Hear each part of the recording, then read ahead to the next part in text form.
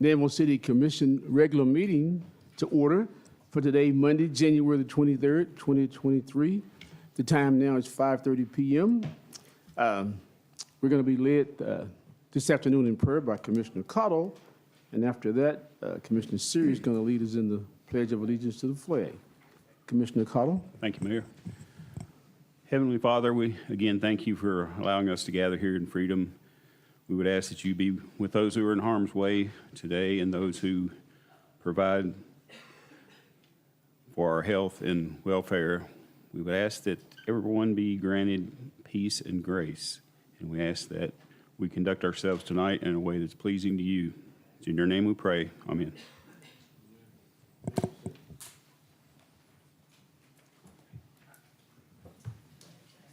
Oh.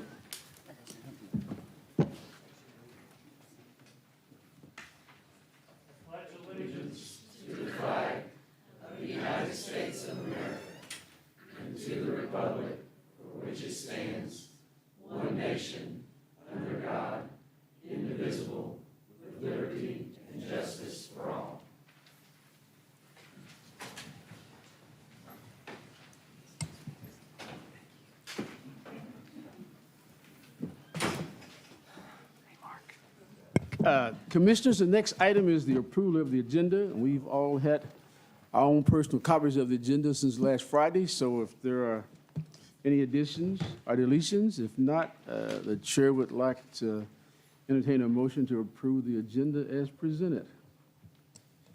So moved. Second. All those in favor say aye. Aye. Aye. Thank you. All the agenda has been approved. The next item on our agenda is we allot time to hear from the public, those who are in attendance tonight. You may approach the stand, the podium.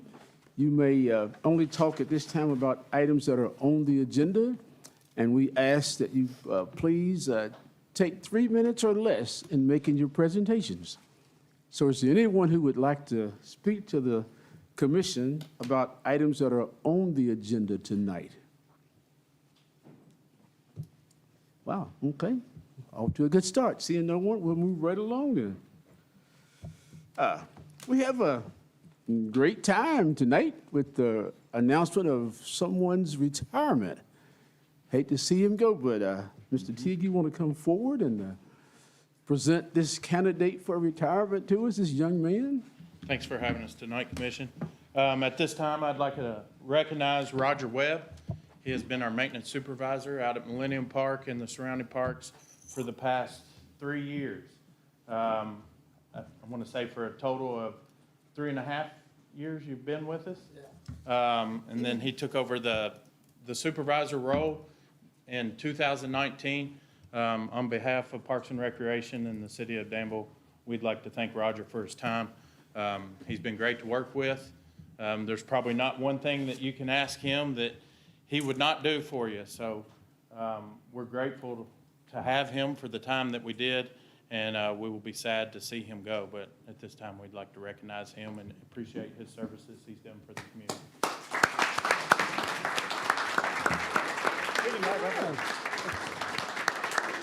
Roger, we're calling you back up here. Yeah, we want to give him an opportunity to say something to the audience tonight. Yes, sir. Go ahead. Mike, yours. He said the mic's yours. No, I don't need to say anything. I just thank you guys. Thank you. What if we deny his retirement request? You'll have to take that up with him. Well, on behalf of the city of Danville, and upon the announcement of your retirement, we regretfully accept your retirement notification, but we'd like to present you with this small token of appreciation. Thank you. Well, and you need to open it up, because we gotta make sure it's legal. Okay. Legal, I have to make sure, you know. And with the rest of the commissioners come down, so we get a picture of our latest retiree. Yeah, well, thank you. You get a real quick picture, would you? You want?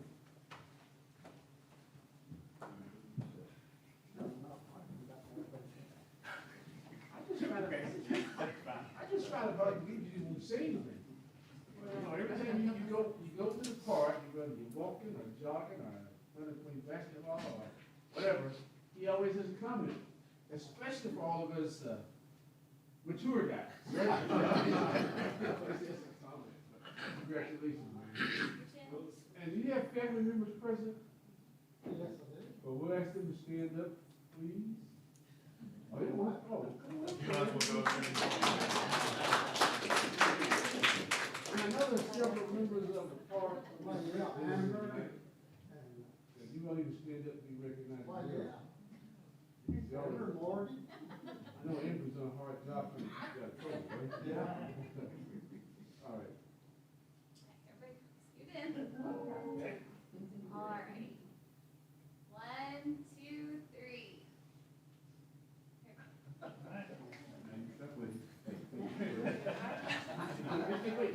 You come join us. Come join us, man. 8:30, you come join us. That's true. We'll have time now. I keep recruiting members for my walking club. Your entourage. Yeah.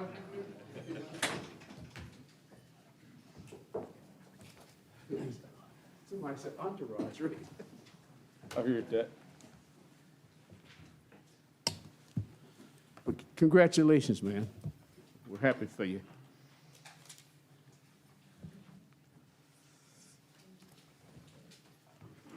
The next item on the agenda is Mr. Jeff Jewell's going to do a chamber invitation. Got a smile on his face, okay. Thank you, thank you. Well, as you all know, we have a brand-new state senator due to redistricting. Her name is Amanda Mays Bledsoe. Met with her a couple times. She's really, really anxious to get to know the Boyle County community.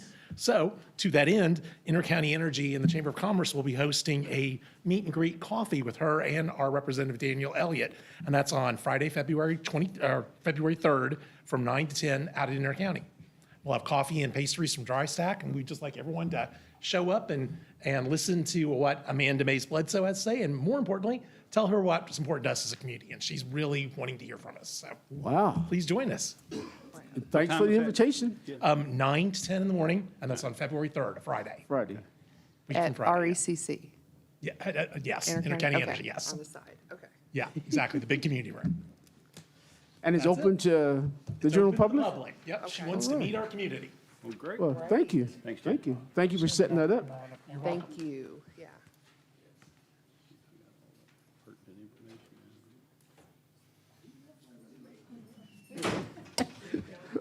Well, let's move right along then. Next item is the Rural Heart and Lung Study presentation. Stephanie Abraham? Stephanie Abraham and Dr. Stephanie Boone. I'm Stephanie Boone. Oh, Hello, okay. everyone. All right. Hi. All right, thank you very much. Thank you all for being here, ladies. I'm gonna move this. I'm a little short and I'm used to teaching, so. Okay. Use your teacher voice, so you can get your, My teacher voice. you can take yeah. that mic Or off my if you want mom to. voice. Okay, hi everyone. Stephanie Boone from the University of Louisville. I'm an assistant professor there and also an epidemiologist. And so I'm interested in population health. I'm part of the School of Public Health and Information Sciences. And I'm part of a really exciting new study that is being conducted in the United States where we are recruiting 4,600 people from 4 states. 1,600 people are going to be recruited from Kentucky. And so I just wanted to, I'm here to introduce the study, to promote the study, to talk about the legitimacy of it, as well as to better understand some ways that we can try to promote this study in your area and try to recruit residents from Boyle and Garrett County, which are 2 of the 4 counties that we're recruiting from in Kentucky. And so, what, am I supposed to point to something? Don't point at the mayor.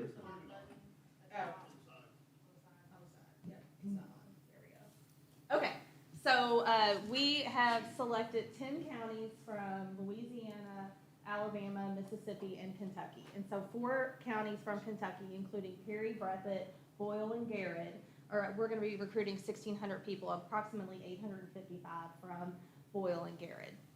And so really we're trying to recruit people into a baseline study where we evaluate baseline heart health and lung function And we'll go into that in a second, but I just wanted to give you an overview of it. And really, we're here to, again, promote the study, but also see if people might be interested in helping us with a community advisory board, because we need representatives from the county to help us with thinking through the design and implementation of a study like this here.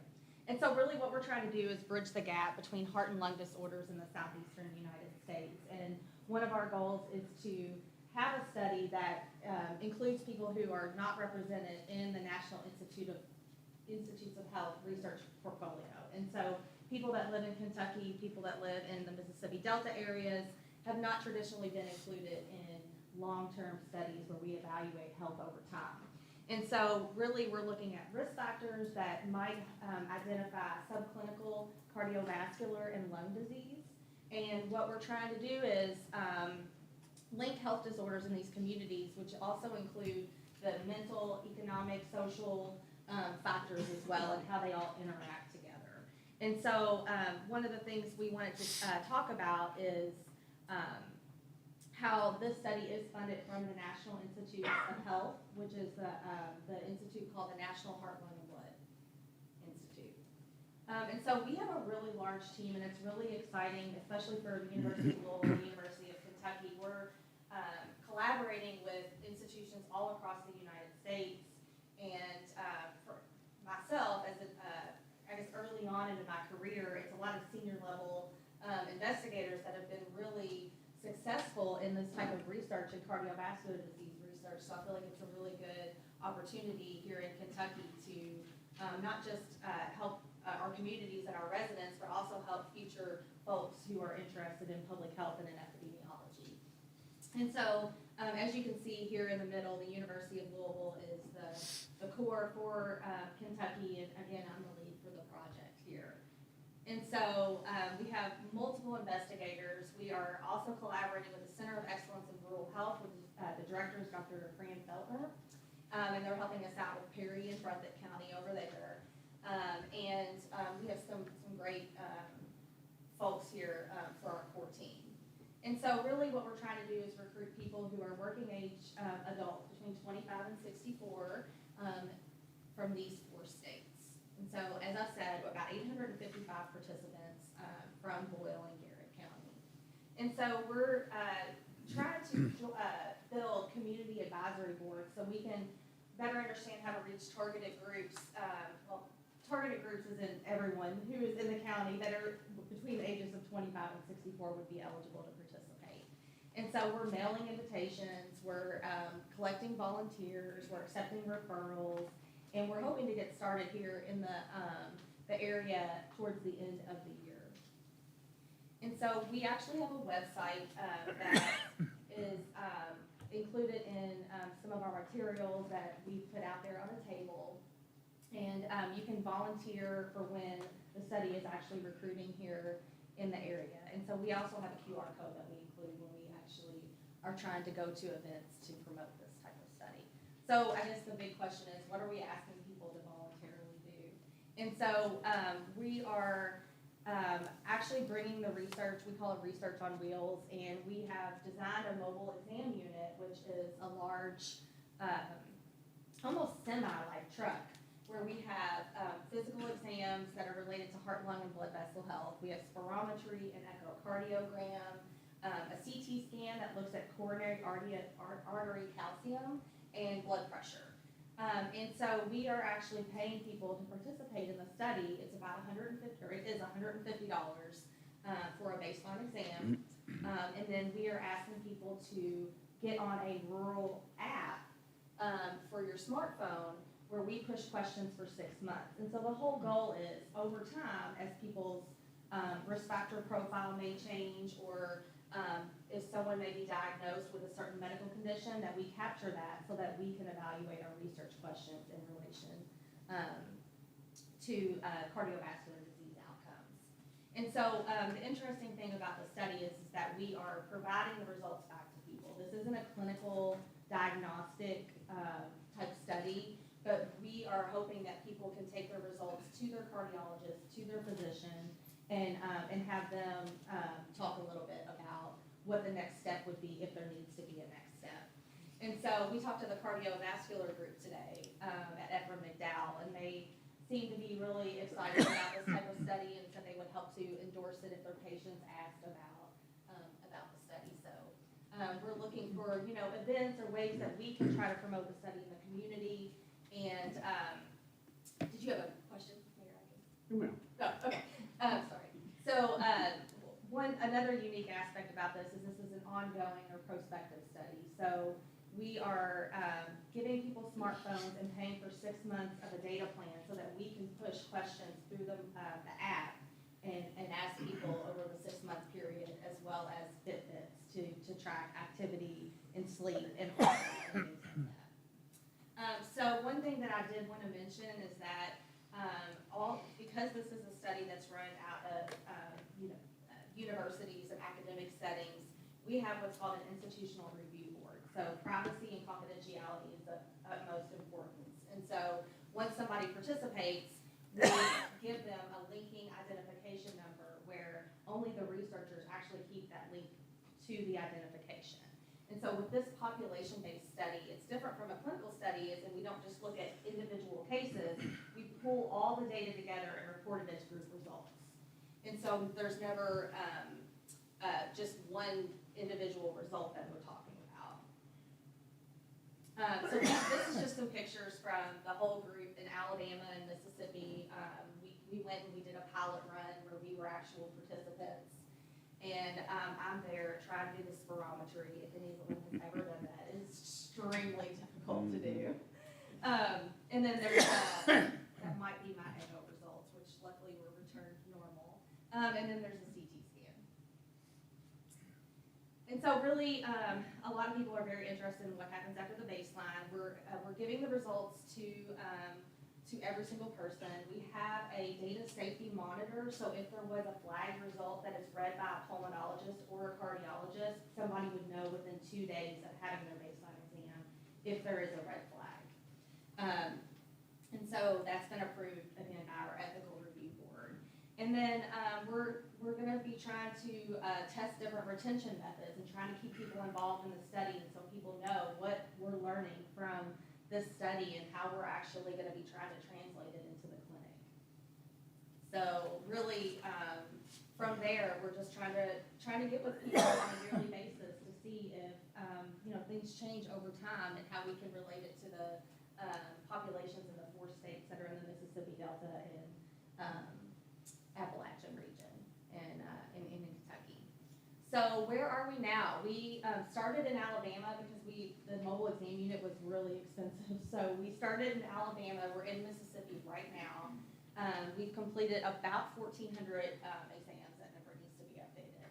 And so we're hoping to be in Kentucky either at the end of this year or the beginning of 2024. But the point of trying to get with the communities now is we're trying to learn more about the culture of the community and create awareness and start our community advisory boards.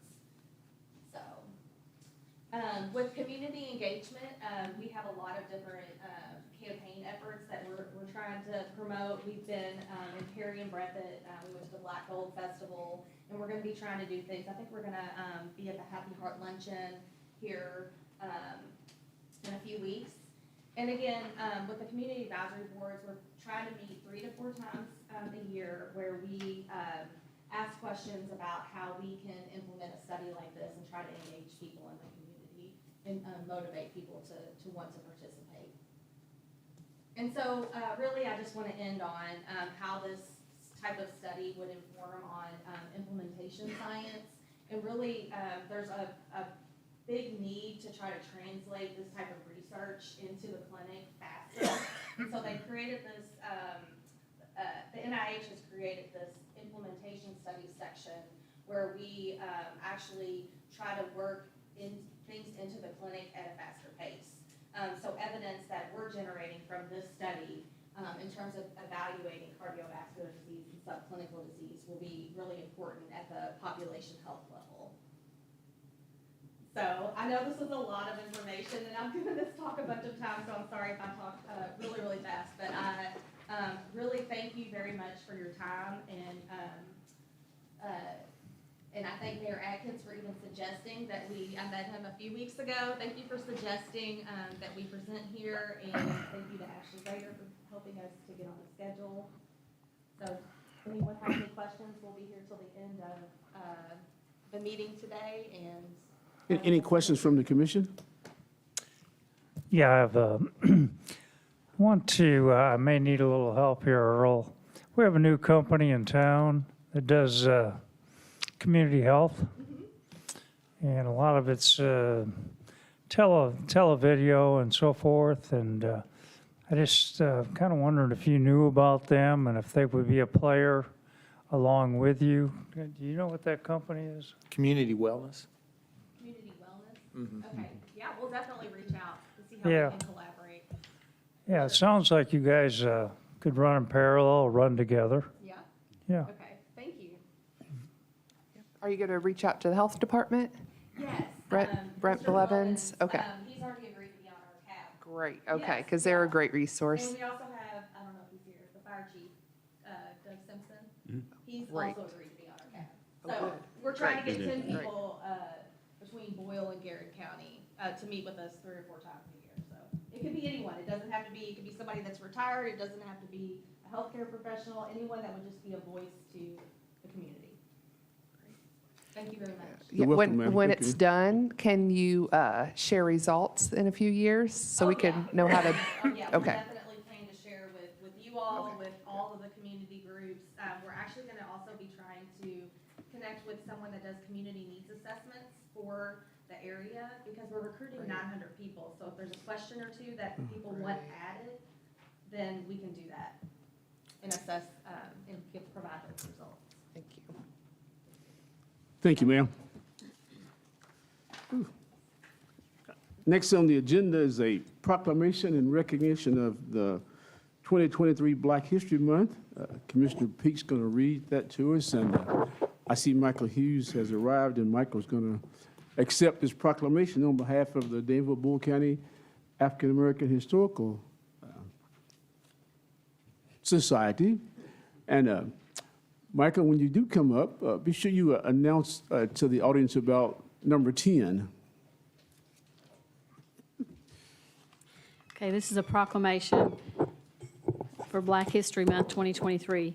Whereas the month of February has been designated as Black History Month, and whereas February has been set aside for all of us to learn about and appreciate the history and contributions of African Americans and their tremendous effect on America and its ways of life, and whereas the 2023 theme of Black History Month is Black Resistance and explores how African Americans have resisted historic and ongoing oppression in all forms since the nation's earliest days, and whereas the 1950s and 1970s in the United States was defined by actions such as sit-ins, boycotts, walkouts, strikes by Black people and white allies in the fight for justice against discrimination in all sectors of society, from employment to education to housing, and whereas Black people have had to consistently push the United States to live up to its ideals of freedom, liberty, and justice for all, and whereas Black people have sought ways to nurture and protect Black lives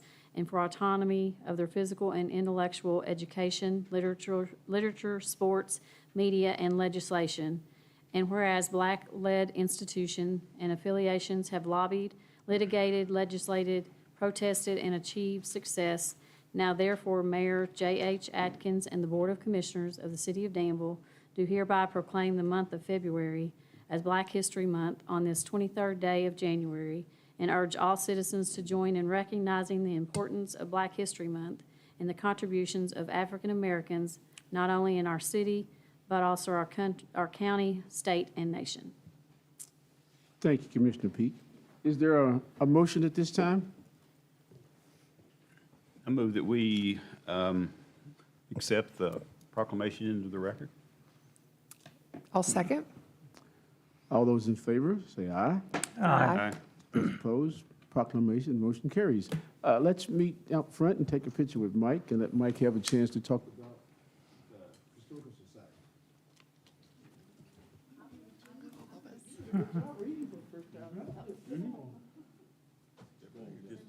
Yeah, all of you.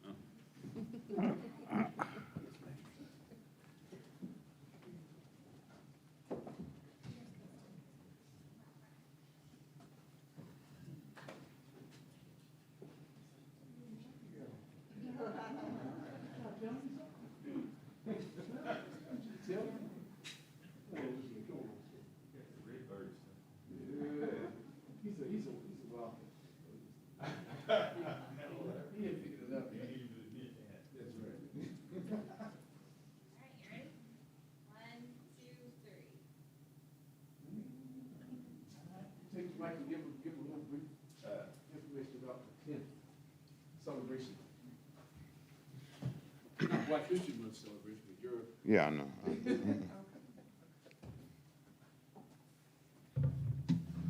All right, so. Yes, I want to thank the city of Danville first for recognizing Black History Month and for always being a supporter of our efforts here in Danville. We started, Mayor Atkins talking about 10 years ago, not quite 10 years ago, several of us got together and I thought that we should organize because a lot of history was being talked about and between several people, but there wasn't no organizational efforts going on. So on December the 18th, we met at St. James AME Church down on Warner Street, and we organized into the Danville County African American Historical Society.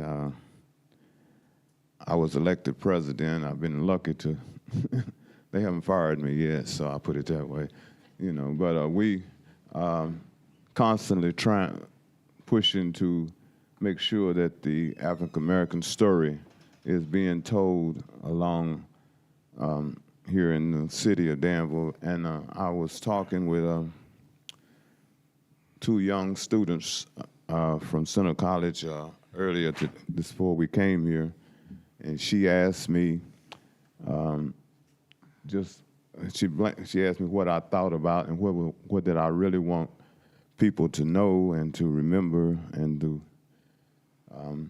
get out of what we was doing. And I told her that what I wanted to do was make sure that the efforts that we had put out here in Danville not only reach Danville, but reach Garrett County, reach Louisville, reach Lexington. And if we can share something, if we can are able to affect people in other areas as what we are doing, then our story will never grow old. Our story will be told. So we appreciate everybody. Like I say, we appreciate the city of Danville has always been a great supporter for the last 10 years. We're looking forward to the Michael Smith project down in Batewood. It's one of the things that we're looking forward to because that has always been a place that that Black folks gathered, and they, you know, I get a little emotional when I get talking about it, but you know, it's always been a place where we used to gather and have fun, and a lot of memories down there. And Michael Smith, for that park to be named Michael Smith and to prolong his legacy is something special. And as I looked at the plans that was brought by Josh and Earl and all the people that, and it told me that legacy will continue, you know, long after we are gone, you know. So I could stand here and talk all night, but I'm not going to. I know y'all want to go home sometime tonight, so, you know.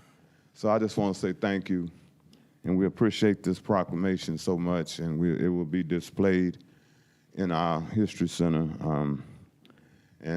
I want to say that, you know, one of the other things that's been great is the project that Center College and the city of Danville, it's just been a love fest for everybody. Because when I first started this 10 years ago, that wasn't really my mission. My mission was just to tell the story, that somebody would listen or somebody would know. But as I told the young ladies today, that I want, you know, kids and young people 20 years from now, when probably, you know, I won't be around, or some of us won't be around, that we did something special. You know, that's all I guess. Thank you, Brother Mike. Michael, we really appreciate what you've done for Black History awareness in Danville. I'm going to give you a chance to do a plug for Solar Second Street. Well, yes, Solar Second Street, I was, you know, when we first started the history, Solar Second Street has became everything. When we first started the Solar Second, when I first started the history, I don't want to say I want to say we started the Historical Society. And as the first year, you know, it was kind of slow, but I said to myself, I said, you know, we're sharing the history. We really didn't have a building or nothing. We didn't have a lot of things. And I said, but the one thing is missing is a celebration of the history. So I was working with the Heart of Danville, and we was looking to give a name to the festival. We tossed around a lot of different names. And Missy Anglo, I can never get her name right, but you know, Angolia, yeah. And she said, you know what? She said, I like the name, I like the title, Solar Second Street. And it hit me right as soon as she said it. I knew that was the right call. I knew that was the right name because it covered everything. Because Second Street, and I'm going to tell you a story, and then I'm going to go. He almost got it done in 3 minutes, didn't he? Almost, right? Because I just heard this story a couple of days ago. I mean, I'd heard it before. If you look at the pictures on Second Street, you always see a lot of guys sitting around on Second Street, you know, and the guy told me, he said, there's a story about a man that grew tobacco and needed some help, you know, and there was a bunch of guys sitting on Second Street. So he pulls his truck up and said, I need a few guys to come out and work in tobacco. He says, anybody want to do that? I said, one of the guys spoke up and said, can you bring it up here? So,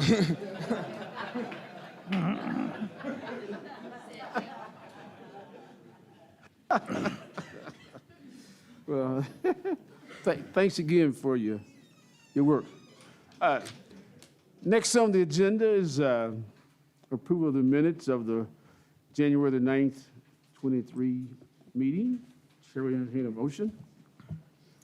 I'll move for the approval of those minutes from, what was the dates here?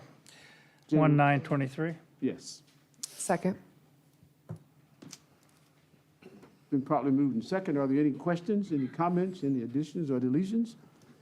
If not, Chair will call for the question. All those in favor of approving the minutes, say aye. Aye. Those opposed? Thank you. The minutes have been approved. The next item is a zone change recommendation for 2170 Shakertown Road. And Michaela Gary, where are you? Oh, come on up, ma'am.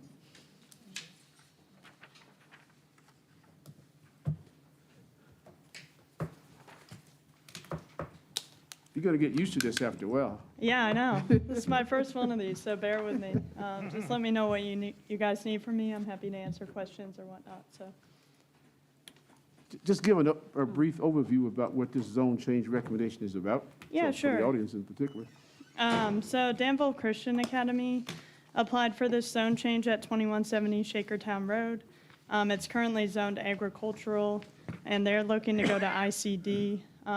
ICD is our institutional campus district. It's what you typically see for schools around here. It's what Center College is zoned. So it's a more appropriate zoning district for what's currently existing out there. The ag zone allows schools as a conditional use, but it's not permitted by right. So they're pretty much just trying to bring it into conformity. They're looking to add some additional buildings and potentially expand in the future with athletic fields and whatnot. And the lot coverage requirements in the ag zone would not allow them to do that. So that's what we're looking at. As far as the findings for the comprehensive plan, the findings for the zone change, it is in compliance with the comprehensive plan and the Flume amendment. So that's the motion that the Planning Commission made as to recommend approval for this zone change, so. Okay, thank you, ma'am. Yep. Can I ask a question? You want to ask a question? Yes, ma'am. I noticed on there were 7 in favor and 2 against. Is there any particular reason? I don't want to speak for those particular commissioners, but I think there was just a little bit concerned about traffic circulation and whatnot. So any new development that came through would have to go through Planning Commission and all the proper reviews and procedures. They didn't submit a site plan with this. It was just a general development plan, essentially a conceptual plan. So anything that went through would go through the proper review. I would suggest too that the adjacency to two state roads is not insignificant for them as they expand. This is land they already own, correct? Correct. Yeah. Yep, it's just for the 24 acres that they own out there. Well, I will move for approval of the zone change recommendation at 2170 Shakertown Road. Is there a second? Second. Thank you for that. Any other questions or comments? Any other unreadiness? This is located close to the 2168. That's probably why you got some concerns voiced about it. But it's going to be a lot of, this proposal is going to maintain a lot of green space in that area, so that's good. Any other questions or comments? Chair calls for the question. All those in favor say aye. Aye. Aye. Those opposed? Motion carries. And Mayor, since we are in a new commission, I just wanted to remind you that this will be brought to you in an ordinance format at your next meeting for a first reading. And then upon your second reading and publication, it'll be effective. And I did just want, as an aside, also want to compliment Michaela for the packet submission and the inclusion of everything. The maps are very helpful and in the traditional format that we would expect. So just wanted to note that publicly as well. Thank you, sir. Next item is Resolution 2023-01, the Lanier Tolliver House Historic Designation. His house? Did I pronounce that right? House? Okay. I hope that's not a typo, but okay. No, it's house. House, all right, yes, ma'am. Good evening, Commissioners and Mayor now. It's good to see you all. I apologize, first off, I'm a little harried today, so I'm not completely together. My dog ran in the house after being sprayed by a skunk this morning, right under the bed, so yay.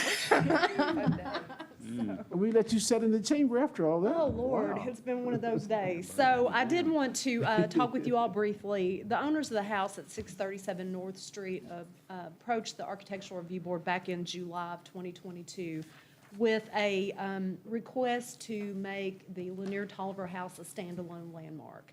The Architectural Review Board met and passed on to the Planning and Zoning Commission their suggestion, or I guess approval, that that house was in fact eligible for standalone landmark status. It is eligible under two criteria.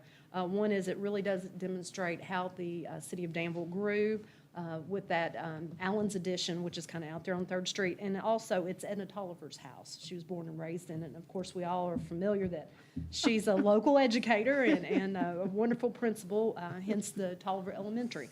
So with both of those, they passed to the Planning and Zoning Commission, who passed on to you the recommendation that that house be made a standalone landmark, and that's what we're here today, skunk and all, discussing. Did you have any questions or anything I can answer for you? Chair will entertain a motion if there's no questions then. Well, I do have a question, but Well, I go can ahead, ask it after we. Go ahead, Mr. Collins. Could you remind us just kind of what that means generally? Well, what that means is that that house is going to be brought under the zoning ordinance for the historic overlay. So any exterior changes made to that house will now go through the Architectural Review Board's hearing process. It was brought to us by the building owners, and I spent a copious amount of time with them going over all of the design guidelines and everything that would be required of them, you know, because I want them to know the horse they bought. Yes. And so they're very interested, and they're currently working to restore that house to about, we think the house is probably 1895 or so. So they're working real hard to put that house back, and they've done a fine job. They're young people and got a lot of energy, so. So the house, only that house on that street will be a standalone landmark, much like the Rhodes House and also the Thomas Barbie House that I brought in front of you guys in the past. What's the address? It is 637 North Third Street. North Third, okay. Yes, sir. It's one of those grand old Victorians out there. It's one of the last ones with wrought iron fence around it also. It didn't Wow. make it into the World War II cooker pot for wrought iron. Other questions or comments? Sure. Need a motion then, Mr. Cottle? Oh, Mr. Cottle, do we? Okay. I move for approval of Resolution 2023-01-2301. Thank you, sir. There's a second. Second. All those in favor of making Ms. Tolliver's house on the historic designation? Wow. Should be proud of us tonight, right? All those in favor say aye. Aye. Those opposed? Thank you, ma'am. That's really neat. I will let the property owners know, and again, I want to thank this commission and the commissions in the past for being so proactive and help one of the most historic towns in Danville remain so thank you all. I never met Ms. Tolliver, but rumor has it that she was 6'6" or 6'9", so the elementary school kids really looked up to her. I bet they did. Really? I didn't know that. Yeah, she's probably real tall, yeah. Thank you, ma'am. Next time you're going to wake me up, let me know ahead of time. Next on the item is a Parks and Rec update. Mr. Teague?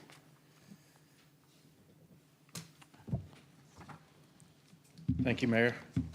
Just wanted to update you all with everything that's going on in Parks and Recreation. As we know, we have a master plan that's in effect right now, and we're knocking out some early phases. We have Baron Becker here today that are going to include you all in on some information as we move forward. But I want to update you all with what we're doing in-house with our programs. We're currently in the middle of our basketball programs. Our league is approximately 3 weeks into the season. Our numbers for that this year, we have 579 participants in our basketball league. It totals out to about 62 teams, and that's anywhere from kindergarten to 12th grade.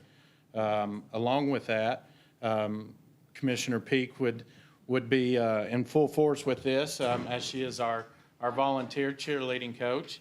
But we have 86 participants that are participating in cheerleading. So those are some healthy numbers, and we strive to grow those over the next coming years. Another addition with the building of Jenny Rogers Community Center that we have access to now, we're hosting pickleball twice a week. So on Wednesday nights and Sunday afternoons, that has been a hot item here in the community. Very, very sought after. We have probably about 30 or 40 participants that attend that on a daily basis. So our pickleball community is thriving, and we hope to provide everything that they need as we move forward. Also, with that being said, our dance class is beginning over at the Bunny Davis Fitness Center. We have 65 participants that are taking place in that. And with the upcoming months, with spring around the corner, we will begin our baseball and softball signups that will begin in March, and we'll carry on until April. And believe it or not, you know, summer and spring is right around the corner, so we've already planned. We have 24 tournaments scheduled for Millennium Park this summer, so the park will be a busy place as we expected. And we also look forward to housing our day camp this summer as well. And that is, those numbers typically range anywhere from 50 to 90 kids that attend that on a daily basis. That's about all I have for you right now. If you have any questions, I'd be glad to answer. Yeah, I have one for you. Yes? I wrote down 65 dance classes? Yes, and that age also ranges from kindergarten to high schoolers as well, 12th grade. I don't have very good moves. That's a great number, 65. Wow, all those numbers are great. They really are. Are the numbers up from before? Basketball is up slightly. Yeah. Sadly, I think we're down 4 from last year in our cheerleading group. I think last year we had 90, but we're close at it. Last year we implemented a new cheerleading camp that was a great success, and we held that at Jenny Rogers Community Center. And moving forward, you know, we hope to have that again this coming summer and continue to grow that number. Well, and thanks for bending over backwards to do the indoor pickleball for them. Yeah, it's been a great It's asset. been great. You know, Parks and Recreation goes beyond our youth and goes into our middle-aged class and even our upper age class as well. And I think it's been a great asset for Jenny Rogers. Upper age, I like how you said that. You like that? Yeah, that's good. That's good. Getting great utilization out of Jenny Rogers. You mentioned at the board meeting that there's not very much downtime. So you got a lot of stuff going on between basketball, pickleball, and so forth. So it was a good move on the city to do that. You want to talk a little bit more about pickleball outside coming up? For those of you that don't know, with pickleball taking off like it has, typically throughout our warmer months, Bunny Davis has been the meeting spot for pickleball. And with it growing, Josh and myself have got together and we have lined Jackson Park, the two old tennis courts that remained out there, and we were able to establish 6 pickleball courts in place on that area. So come spring, we will be able to house a much larger members that play pickleball. So with those 6 courts, that really broadens that area. You know, there's not as much downtime. You can get more games in. So those 6 courts should be in great use come spring. Be sure you announce that Wednesday here. Do what now? Be sure you announce Wednesday afternoon at Jenny Rogers about the 6 outdoor courts. Okay. We've gotten several calls already about, what are we gonna do about outdoors? So you've already solved it. There you go. Appreciate that. Thank you. Well, I told them they'd come to my backyard and play, but you take care of it, Jack. Well, anything else for Josh? No, Man, great report. appreciate it. Keep on moving. Thank you. Yeah. Oh, and Evan, in case you might leave, I have down here in the commissioner comments to commend everybody involved in the ML King program at Jenny Rogers. Thank you, sir. Great turnout, great facility. One complaint, we forgot about sitting on benches without any pads. Wooden benches. Yeah, nope, I told you, take them back, right? That was good. Thank you, sir. Next on the agenda is resolution 2023-01, 2302, staff contract approval. Mr. Boyd. All right, thank you, Mayor. Next 2 items, right? Okay. Yes, sir. So as our safety committee, as we've discussed recently, our safety committee, we've been working on enhancing our safety training programs for the city, and part of that is enhancing online training platforms. What you've got in front of you is a contract with a company called HSI Solutions, and what they're going to provide to the city is an online training platform for OSHA compliant training that will actually integrate with the city's HRS system, which is Paylocity. And what that basically means is we'll be able to build an integration of online training that managers can assign to their employees, human resources can assign, and also the employees can look at those on their own if they want to do voluntarily continue education. And it also helps us track training progress too through proper online documentation. One of the advantages of this contract is not just a body of training, but it's also continuous compliance updates. So as safety and health regulations change, this vendor will update those training programs. I mean, it can be anything from, say, bloodborne pathogens to lockout, tagout, confined space training. These are some of the things that we need to enhance on, and this platform is going to allow us to do that. Now, of course, with this goal, the goal of this contract is not to replace in-person training. Our goal as a safety committee is just to bring this as a blended resource of online and in-person training. The annual cost of this contract would be $9,900, and we would spread that cost evenly across the multiple departments where this will be applicable through their budgeted funds. Okay. Thank you, sir. Any questions or comments? If not, the chair will entertain a motion. I'll move to approve Resolution 2023-01-2302. Is there a second? Second. Any comments, questions? Well, go ahead. Oh, go ahead. No, you go. Well, thank you, Randy, for doing this, because it always pays for itself. Yeah, to prevent accidents or injury. So thank you. You're welcome. I was just going to ask, in your experience in the multiple types of businesses, have you used one of these kind of firms before? We have, and one thing that's important that, though, you still have to have your internal safety drivers through your management team to drive it, but the trainings we have used online in the past, especially when you talk about, and the city's applicable here too, sometimes it's very difficult to gather people in a room when you're trying to run operations, especially when we're a 24/7 entity, and this is where this will benefit that. Yeah, we've struggled to maintain consistency with the safety training over the years. We've tried. We've had field training and just various opportunities that we've offered and some programs with intention, but it's just not the consistency that we want to achieve with this. Yeah. Thank you. You're welcome. The Kentucky League of Cities used to have a program. I don't know if they do or not anymore for employees. I don't know if that's something you're using or not also. We actually are working pretty closely with our loss control representative on this, and we've actually had them look at this program, and they encourage it. And actually, the representative that we have for us used to work for Kentucky OSHA, so he actually came down just at our last safety committee, and they do have some training, but it's not quite as robust as what we have here. And the advantage of this is this actually allows us to integrate it into our HRS system, which will basically streamline your records keeping as well, which is another advantage of it. But they do have a portion of it, it's just not quite as robust as what we Yeah, bring. KLC provides that as a member service. Right. And is a particular benefit to the cities that don't have programs similar to this. Yeah. And so this is trying to move away from that to something more structured, and I think KLC appreciates that. Yeah.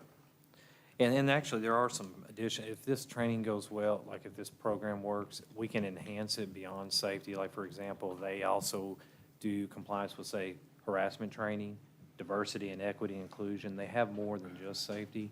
We wanted to start with safety and see if this is something that will be a resource to us over time. Okay. All those in favor of this resolution being passed, say aye. Aye. Aye. Those opposed? Thank you, Randy. Randy, you have the next one. Want to continue? Yes, Mark. So this is, the city is a member of the Kentucky Deferred Compensation Program, and which we have 4 different plans: deferred tax retirement plans, 401K, 457B, and 2 different Roth programs that employees participate in.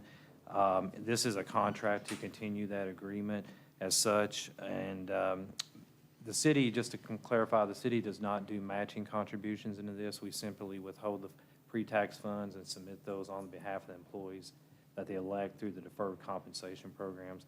And the agreement here is just to continue that relationship for employee members. Okay. Sounds good. Any other questions or comments to Mr. Boyd? Chair needs a motion. I'll make a motion to pass Resolution 2023-01-2303. Thank you, ma'am. Is there a second? Second. Thank you, sir. All those in favor, say aye. Aye. Those opposed, motion carries. Thank you.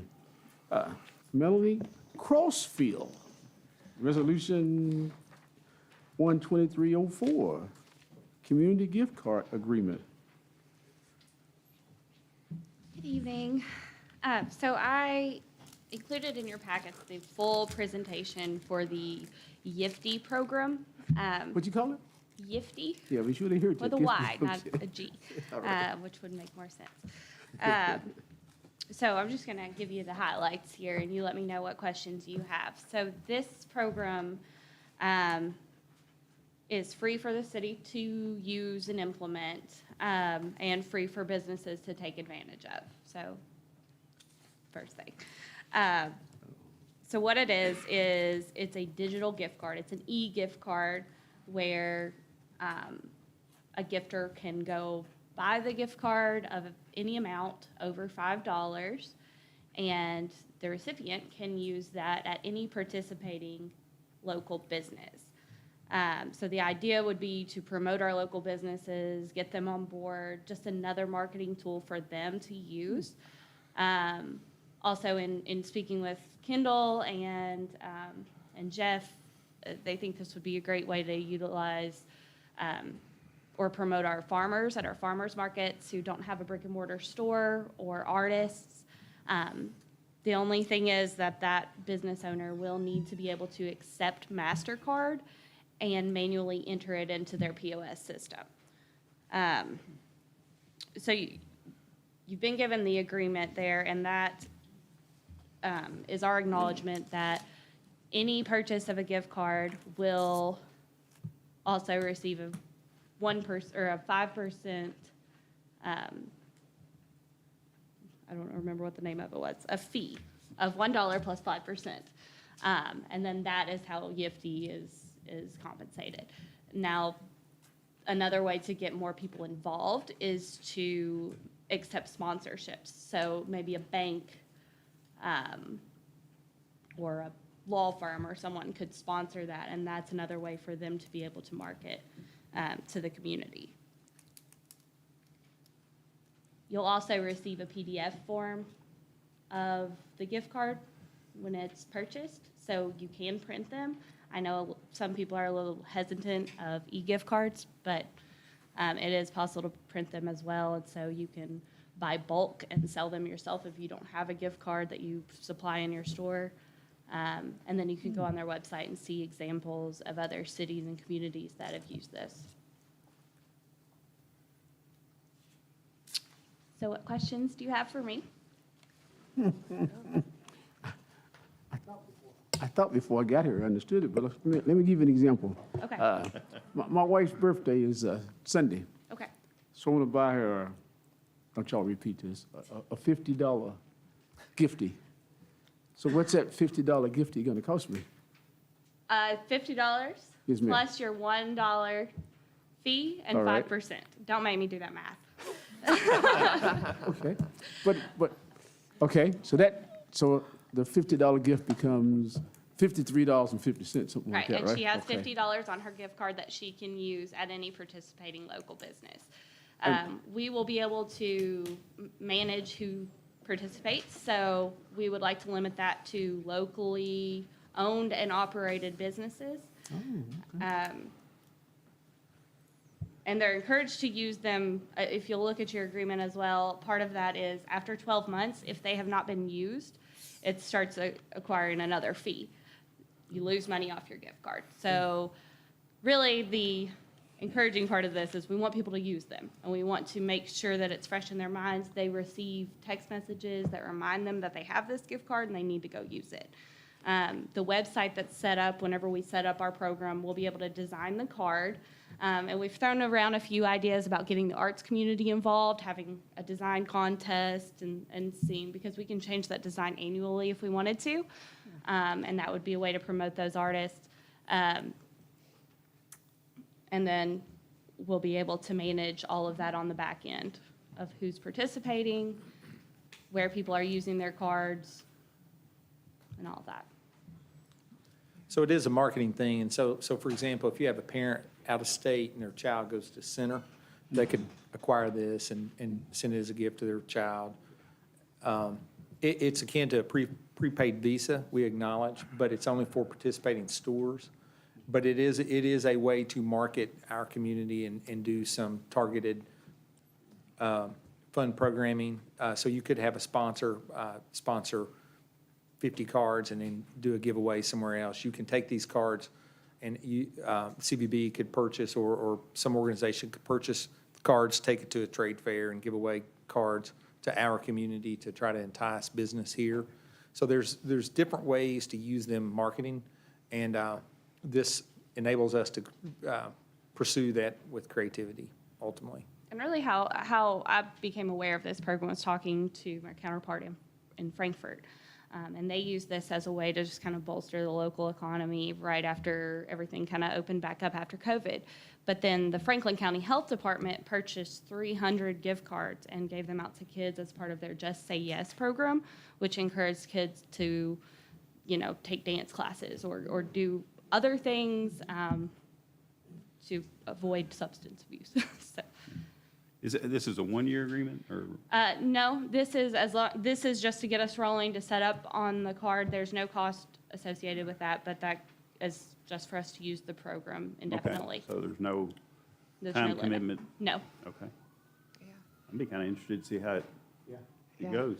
In Frankfurt, it was real popular, and they would put like cute little banners outside of the participating businesses, like they were a participant, you kind of knew. Yeah, so So, the marketing it kit, I was- mentioned, it's no cost to us. If we chose to use the marketing kit provided by YIFT, it's $500. But as we were in discussions of maybe making it a design contest, or, we wanted to give it some time, see who actually would like to participate right off the bat, get it rolling a little bit before we see how much that's going to take. The key though is that my gift card has to be spent. Send it here. Yes, right. Yes. And that will encompass all of Danville, not just downtown. It's going to be everyone. You said local. Local. It encourages traffic into different stores, those that are participating. It invites traffic, and feet on the ground is the beginning of increased activity, and so that's what we want to encourage. But the stores have to become members of the, They have to agree to participate. I mean, it's an option for them to agree to participate. And when they say, yes, I'd like to be part of this, YIFT will send them a 10-cent gift card, and they just have to enter that into their POS system the first time. That way their information's ready to go, and there's no other cost to them. And then it's just like accepting any other MasterCard purchase, so any fees associated with MasterCard would still be there. But that's not coming from YIFT, that's just your normal MasterCard fees. And there's no reoccurring fees or anything like No. that. Right. Yeah, this will be great. And how will you get the word out and also specify just locally owned? Right. And So, operated. I intend to work with Kendall and Jeff on this pretty closely and get a plan together. We want to find a good time to really get the word out. Maybe that's when the center students are coming to town. Maybe that's homecoming, maybe that's sooner. But we want to make sure we started off on the right foot, so getting all the right intel together before we launch is kind of the way we're heading. So do we need a motion on this? We do? We don't have a motion?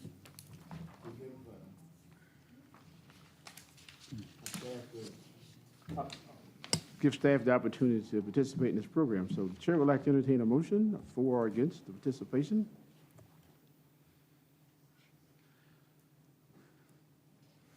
I'll move to accept resolution 2023-01, 2304.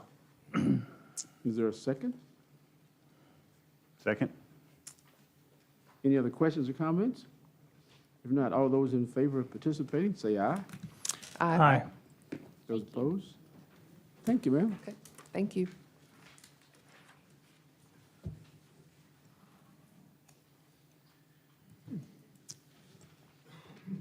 Mr. Coffey, you're next, city manager report. Thank you, Mayor Commissioners. We'll be fairly quick. We'll remind that we are meeting the 13th of February and this 27th of February for the February meetings. March 17th, we continue to work on the scope for what we're calling the Regional Opportunity Summit on March 17th, where we invite those adjacent counties and folks within our community. We are anticipating the scheduling of the 13 Ways to Kill Your Community speaker. We are looking now to have that event at the Performing Arts Theater at Bull County Middle School. And we did a walkthrough, Melanie and I did the other day, and found that we think it'll be a fitting environment. And so we're heading towards the 17th. Please continue to have your calendars reserved. We'll get invitations out and some other instructions soon. The downtown streetscape, ongoing.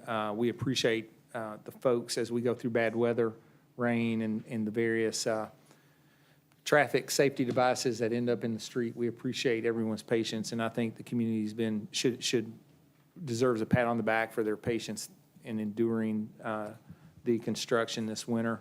We'll skip down to some of the activities that have been ongoing, but the KBT conference Commissioner Peak and Commissioner Sears and some staff, Judge Executive Shirley Bottoms, we were able to attend the KBT Conference, Kentucky for Better Transportation Conference in Louisville, the 11th through the 13th, and we found that very successful and helpful.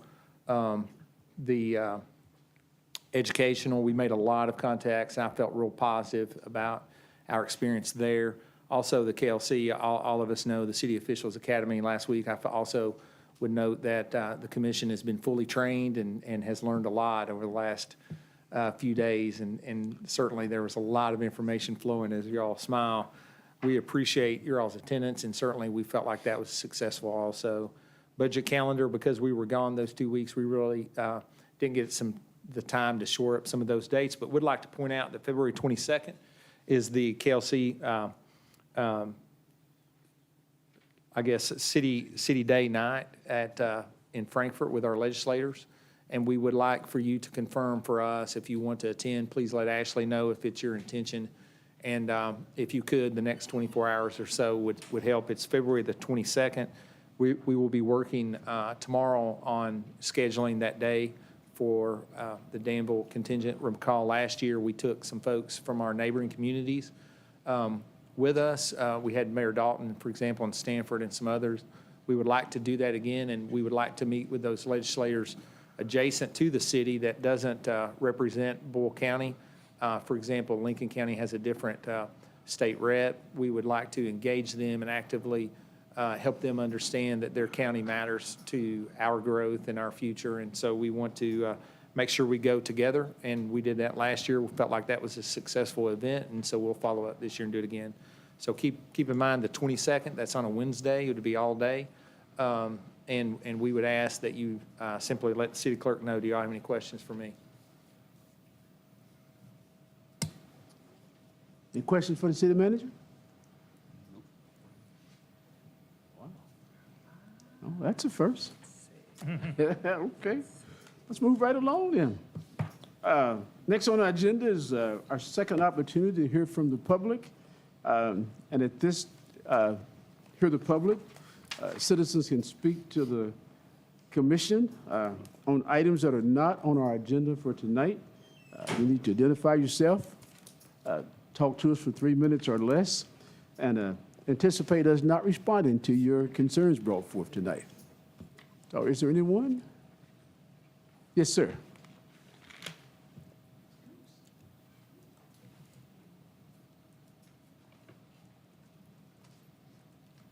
I'm Steve Klein from Danville. This is a safety concern. I've raised it a little bit last year. The sidewalk on 2nd Street where the brick patterns are in front of the Goldsmith house, it's an ankle breaker. There's about a brick and a half missing. And before farmers market starts this spring, I would like for the city to take an opportunity to look at it and see if it can be repaired or just pour some cement in it. I brought this to people's attention last year, not in this format, but they say, well, the county owns the park. And then you talk to a county official, well, the city owns the sidewalks. I don't think it really matters when somebody breaks their ankle and they're looking to sue somebody. So, I mean, and it wouldn't be a bad idea to go around at the park and looking at those bricks. But that one right in front of the Goldsmith, well, it's up from the Goldsmith, it is an ankle breaker. It's probably that deep. And brick and a half wide, you know. So that's all I got. Thank you. Thank you, sir. Thanks, Steve.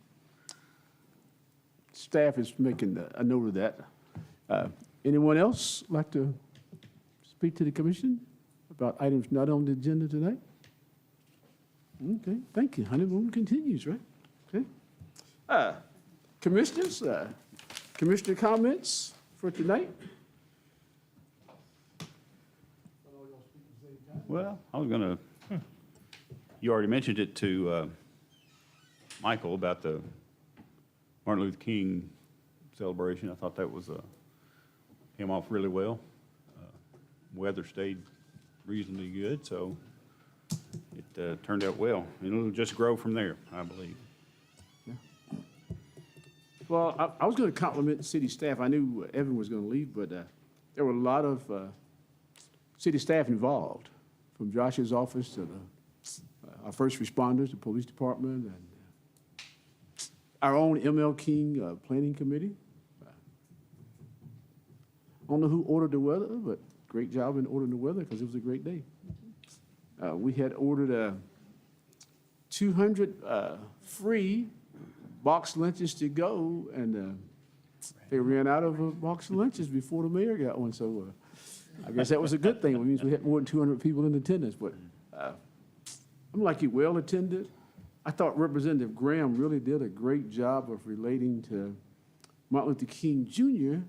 and his connection to Danville, Kentucky, and our state government and our national government. I just thought he did a great job. Yeah, great program. So kudos to everyone involved. Anyone else on comments? I looked to my left. Yeah, MLK Day went really well. I think that the construction crew and Josh is supervising it. And the streetscape is going well as can expected.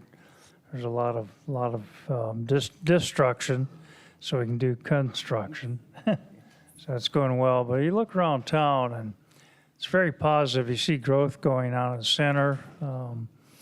Commercial activity, Bob Allen's cleaned up that whole thing, so we should be proud of what's happening in this city. We're certainly not stagnant.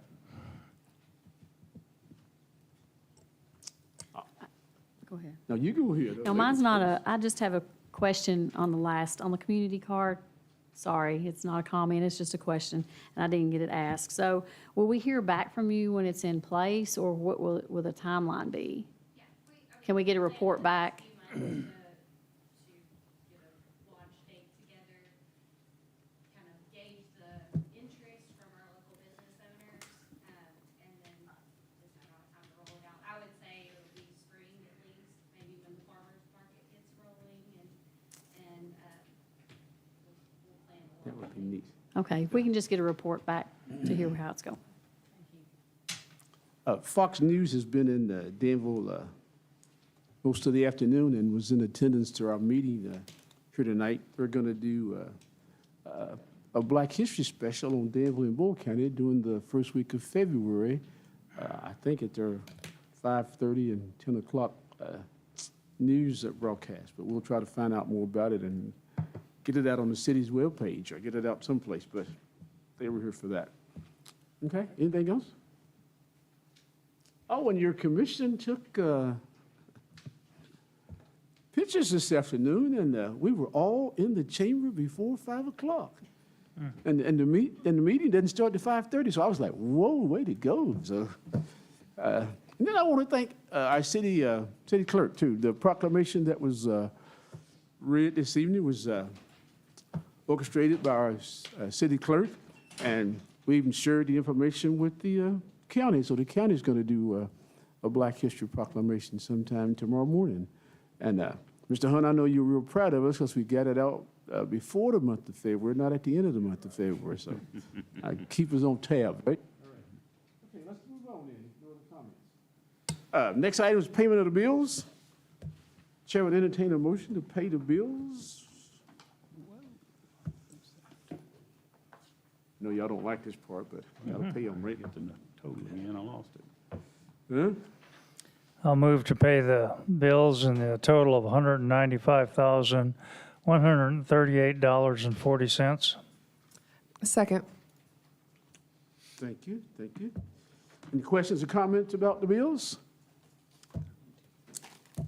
I really enjoy the way they're being reported to us now. It's really easy for us to go through and strike out all the things we don't want to pay and then pay what's left, right? But good reporting format, okay? I'm sorry, I have a question, just because I'm new and I have to ask. She keeps saying she's new. That's no excuse. Ask your questions. You've been here for 80 years. I know, but anyway, AT&T, it says various, I'm assuming City Hall elevators for $1,900. Is that a phone or those? We can look into that and give you more information specifically about it, Okay. but the phones for the elevators are really expensive because it's like a commercial line specifically for that device so far as we recall, and I'll have to look at it. So I think it's an individual account for each one of those elevators. Okay. Yeah. So so in other words, it does add up. It is a large bill. It's like a commercial location. Okay. And then a stormwater bill, we're paying it to ourselves? Correct. It's similar to, we account for it. It's $15, I know. I Right. mean, I'm asking, so I. Correct. Okay. Right. No apology is necessary when you ask a question. You know, you keep talking about you're new here, but you've been around us for a long time. I'm like Mr. Collins. But, that's how you learn. And the Teachers- HANA resource, I'm sorry, the HANA resource, that's the compensation study? Is that the total cost of it, or Yeah. the $6,000? I believe that's the second phase, because the total cost of the plan was $19,900. So that should be one more invoice coming after that for the comp study. Okay. Which is we're still working through that right now. It's not Okay. completed yet. Yeah, so they invoice us based on phases where they're at in the project, and after the final phase, we'll get the last of the 3 invoices.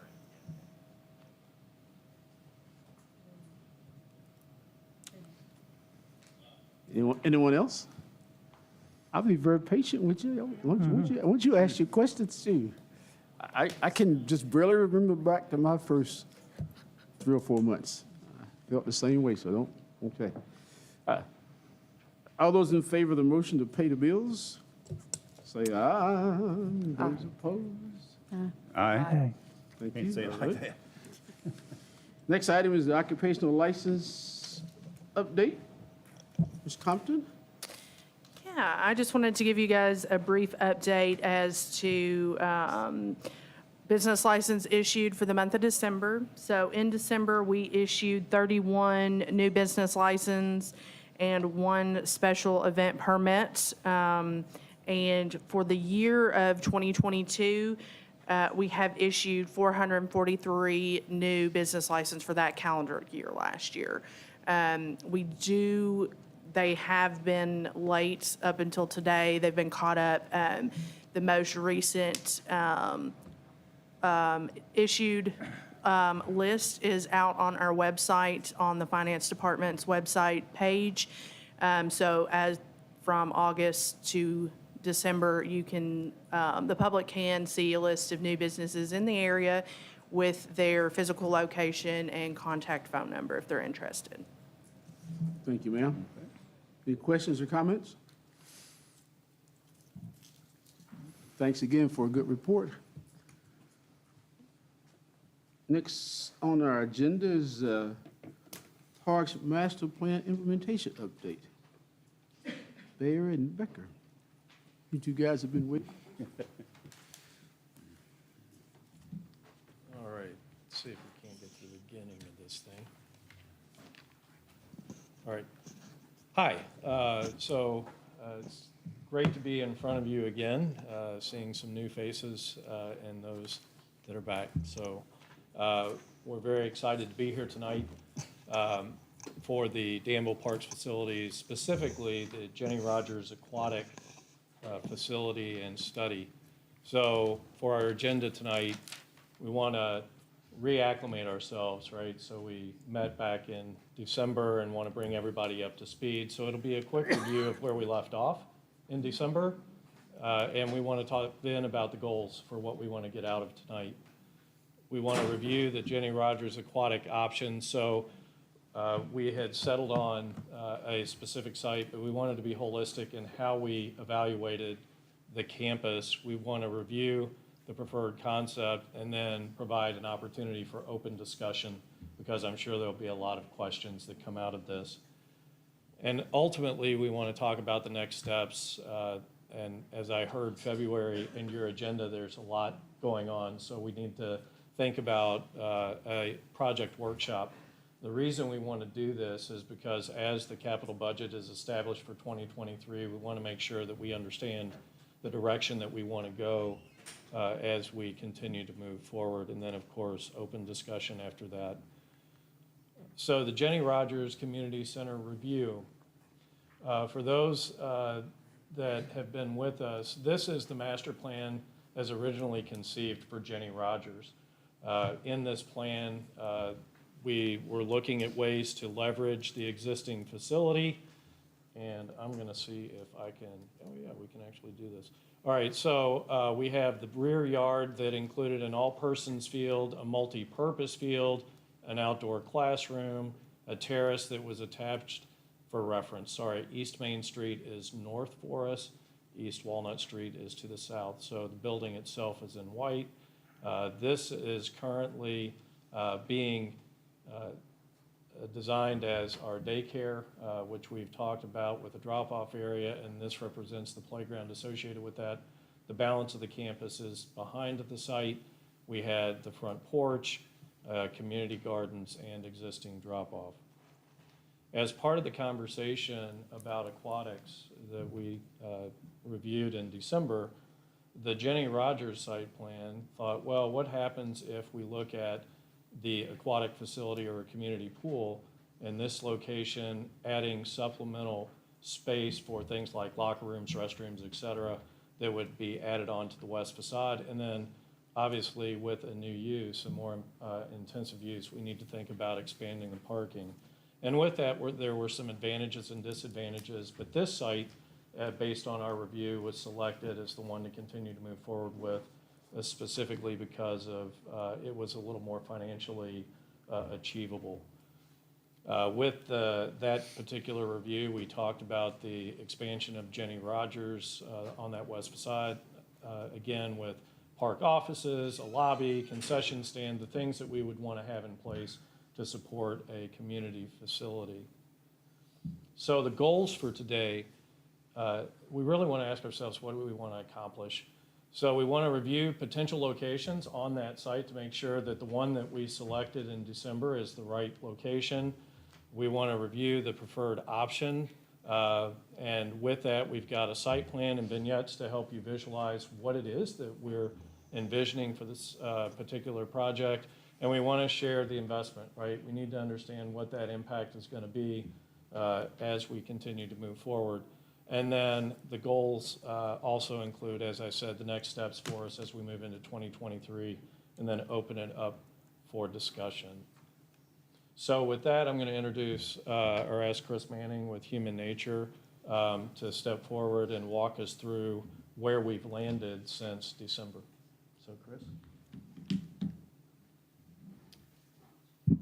Thank you. Good to see you all again. You know, the design team was really excited that you selected Jenny Rogers for a lot of reasons, but it just really strengthens the role of Jenny Rogers as a great community center.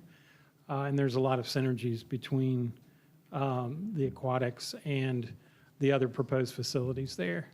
But just to do our due diligence and to make sure that the location that we discussed with you last time was the best, we did quickly look at 4 different options and really confirmed, you know, that option A, where we left off, was indeed the best. And we looked at, you know, noise, visual integration into the site, grading and drainage, walls, synergies with the building, and other things. So just wanted to let you know that we did quickly study each of those options, and it really confirmed kind of where we left off. So we were excited that it was the best option. And so what you see here is kind of really moving from diagram into more kind of conceptual design, where we actually put it to scale, place it on the site. We expanded the parking area as discussed. And so, as John pointed out, let me see, what's the red button? Okay. So this is the existing gym, and the existing parking used to end right here. And so we've basically doubled the size of the parking lot. And there's a really nice drop-off edge here, drop-off and pickup along this edge. That walkway is an extension of the existing walkway that basically ends here now where the cafeteria is.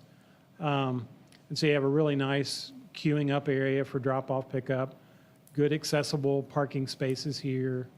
And then we have kind of a gatehouse here. So this has about a 3% drop to it. And we enter the pool terrace, that has to be level. And we have a good 2-to-1 ratio between pool and terrace. Here we have, if you recall where we left off, you asked us to replace what we're losing at Bunny Davis. So we took the same pool size, same number of lanes as we have at Bunny Davis, but then we also added some things, which you also asked us to do. And so there's a zero depth entry area right here that's near the entry. And so very, very accessible. And then we have a feature here for slide, some sort of dynamic interactive feature there. And we also have a climbing wall integrated with that and a diving board here on the deep end. So this would be the shallow end. This would be the deep end. And you see a curved wall here and another egress exit point here in case there's the need for a separate exit, which is a code requirement. So that's a quick plan view. And then this is a bird's eye perspective that you can start to see it from the Main Street view. And so this is kind of a nice place to talk about the elevation of the pool deck.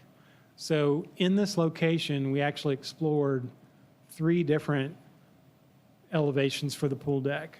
One that connected with the basement floor of the school, one that connected with the parking lot, and one that connected with the top elevation of the school.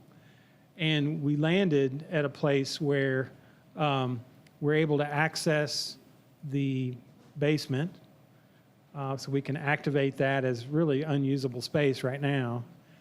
And we also, because we extended the parking lot further downhill, we end up with an accessible entrance down here. So we ended up kind of with the best of both worlds. We're able to have an accessible access from parking, and we're able to connect at the basement level. What that also did was it minimized the height of the wall that we needed out here, because the higher we get, if we're trying to connect with the upper elevation, that wall just got really, really big. And so this sits really nicely into the site, but what it also does is it creates a very dynamic connection with the school building. And so this lower level, we can add some space here, connect with the basement, but we also end up with a mezzanine level above that connects to the cafeteria and the kitchen. And so this can be a multi-purpose use area that's covered outside. And then this can be covered space or indoor space that's below. And then this is the accessible entrance in. So this is a view more down at the Main Street level. So you can see how well it fits into the site and fits in with the school building. And then this is a bird's eye from the Walnut Street direction, so you can see how it fits in there. So again, we're carrying the same slope from the door and just continuing that down. And so there will need to be a little bit of grading along this edge, but not so much that would disturb this tree line that's here, which we thought was very important as a buffer, to the residences that are next door. So with that, I'll move into a little bit lower view so you can see how it fits in on the Walnut side. And we ended up with about 80 to 85 parking spaces total, which, parking was one of our concerns as this becomes a community center. We needed more parking, and so this gives us some much needed parking and more accessible parking too, which is really good. So I'm going to go from the 3D site images to some architectural kind of plans that Hub and Weber worked with us on. So their pool is just more conceptual than what we had, but their architectural plans are kind of the emphasis of these drawings. So this one shows a floor plan at the pool level. So we could get concessions and an office down on that lower pool level, and then we could get covered multi-purpose space here where we could do like garage doors or something that opened and closed. They could become party rooms. They could become a lot of different things, or they could be an extension of the pool deck. And then there's place for a pump room. And then probably the most exciting thing about this is being able to connect to that basement level and to be able to utilize the existing restrooms and locker rooms as part of the facility. So again, kind of activating a part of the building that was not really usable. So that connects really well to the building and to the pool deck elevation. This is the next floor up. And so we have the kitchen and concession right next to the kitchen right here. We have an alternate to do a stair that's internal. So if you wanted to connect upper kitchen to lower concession, you could do the stairwell. It would be kind of expensive and challenging because it's internal. Or we could stick with the exterior stairs, which is probably the way that we'll go. But a new idea that came out, which is really interesting here, is if you know the gym, the stage in the gym is raised, right? It's raised several feet. But the floor of the gym actually goes under that. It continues under the stage. And so one idea would be, do we take the stage away, since it's not being used for school plays and things like that now, and actually have a community room there that's adjacent to the gym?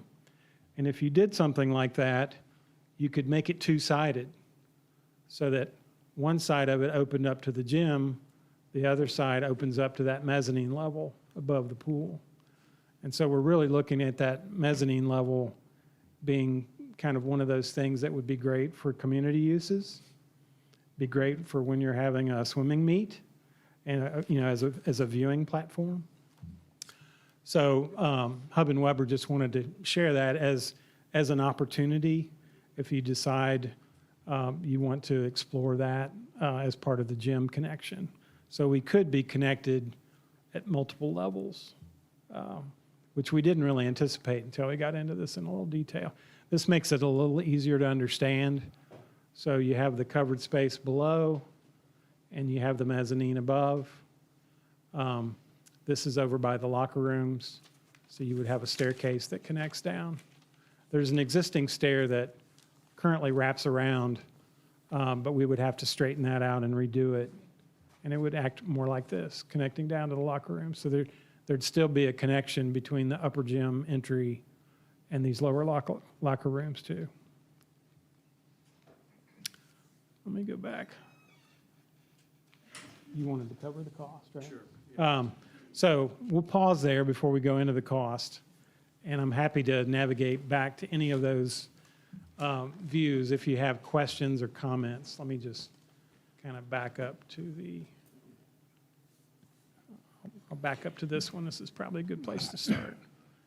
Ready for questions? Yes, we are. Curious here, and I'm glad Evan's still here. That community room, is there enough area to put 2 pickleball courts there? I don't think so, no. Okay. A pickleball court's approximately 84 feet long, so that space wouldn't be able to house that. Okay. Right. I think the questions will come in your next. Okay. The cost. Right. What is the actual capacity for the pool? Can you give us some dimensions on the pool? Oh, boy. Is there capacity for it? Yeah, 65 by 86. About the same size as what? Same size as Bunny Davis. We took the same rectangle and brought it over, same number of lanes, but then we added the zero depth entry, which is this small appendage, which often has little fountains or other little minor things that activate it. And then it has this feature here with the water slide and tower. Is there a capacity, Evan? Excuse me? Is there a capacity to the Buddy Davis pool? When you say it's full, it's full? There is, I don't have the number right off the top of my head, it's per square feet, I would have to look it up. From what I understand, it maxes out around just under 200, from what I recall. Yeah.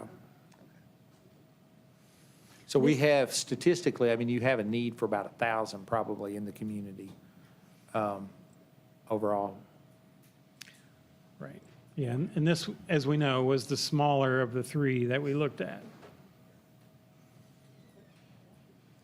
This would not increase the capacity of the gym at any way, right? No, No. no. No, and What keep in mind, the master plan indicated a need to, when Millennium Park was conceived, communities were building these large regional parks. Those parks migrated because of traveling sports into vehicle parks. The idea during the master plan was developed, was we needed to redistribute our load and make our parks walkable. And so to that end, Jenny Rogers provides a community asset east of downtown, and it decentralizes that load. So that is intentional about the design. Keep that in mind. It was the most walkable, bikeable location of the three. Right, that no, we I looked at. don't disagree with that. I'm just saying, Evan knows the gyms are completely, and I know this is the pool we're talking about. What my point is that you would have, whatever your capacity is here, you have to understand that you need to add capacity somewhere else, is what I'm saying. You're not going to, even if you doubled this, that's not necessarily money well spent. You would have a need to add capacity somewhere else, in other words, say it like that, rather than spending the money trying to increase gym capacity here. You want to balance that. But the gym, I think, is an asset that can be used differently than it ever has been. And so that's where we got really excited about maybe that stage area becoming more multi-purpose and being two-sided. Not that it has to happen at the same exact time, but it does start to mean that you could use the gym differently than you're currently using it. So. I think it's a great use of space and great use of unused space. Agreed. And you don't pay any extra for that. And also, just adding parking year-round, I've seen how busy it's gotten with the kids' sports. Wow, extra parking, that's a huge benefit during the rest of the year, so. Right. Yeah, it doubles the parking, and it provides a really great drop-off pickup edge, Yeah. whether you're using it for the pool or for the building. Yeah, and you really wouldn't want to add, huge gym space on top of the pool in that part of town necessarily. You're going to start to overload some of the Right. support system that feeds traffic in and out of there. Right. Yeah, and we talked a lot last time about this having a neighborhood scale, and I think the same is true for the parking. I mean, there's probably a tipping point where you're cramming too much in here, and so we really tried to be sensitive to that and keep this to the scale so that it fit into the site well. Does that water slide dump into the deep end of the pool? Is It that what- does, yes. And again, that's a little bit of a placeholder, what that feature wants to become, but I know that was part of our coaching or our directive is we want to replace Bunny Davis, but we'd also like to do a little bit more. And so the zero depth entry and the feature and the diving board are that little bit more.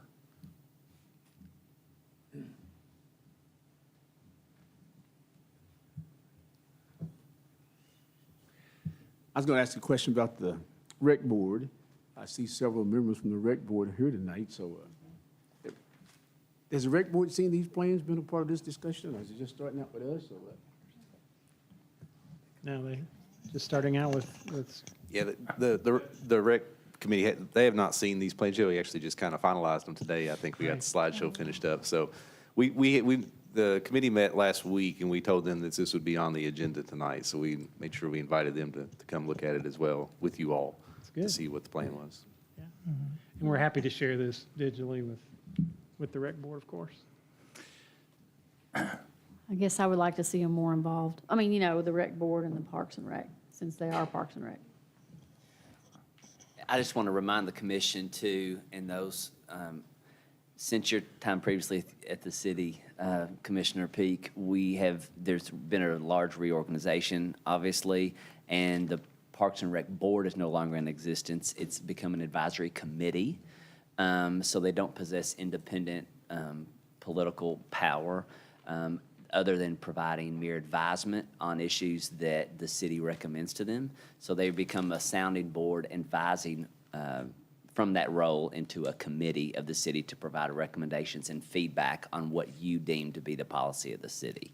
So I know that's a nuance, but it's one I think we need to make sure we all appreciate here. And also our terminology is also important in this too. They are no longer a board, and we need to make sure we don't refer to them as a board. They are a committee that now, similar to the cemetery committee or anything else, it's a permanent standing committee of the city, but they are no longer a board. So I mention that for us because as we continue to talk about these master plan things and involving other individuals in that, I just want to make sure you know that this is your ship to drive, and they are a committee to serve in an advisory role and sounding board to what policy you direct. So as we set the table for future conversations, I just want to remind you of that. Yeah, we lean on the cemetery committee, for example, pretty heavy.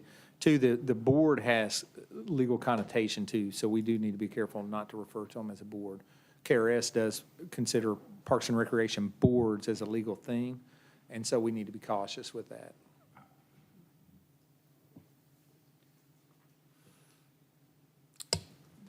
Well, you want, we've had our Q&A, so you want to move to the next phase? Okay, I'll hand that off to John. Oh, he gets the bad news too. Yeah, here we go. All right, so the big question, right? It's on TV. Perfect. Oh, God. All right. Yes, so thank you for that. Everyone can hear me, I trust? Yes, good.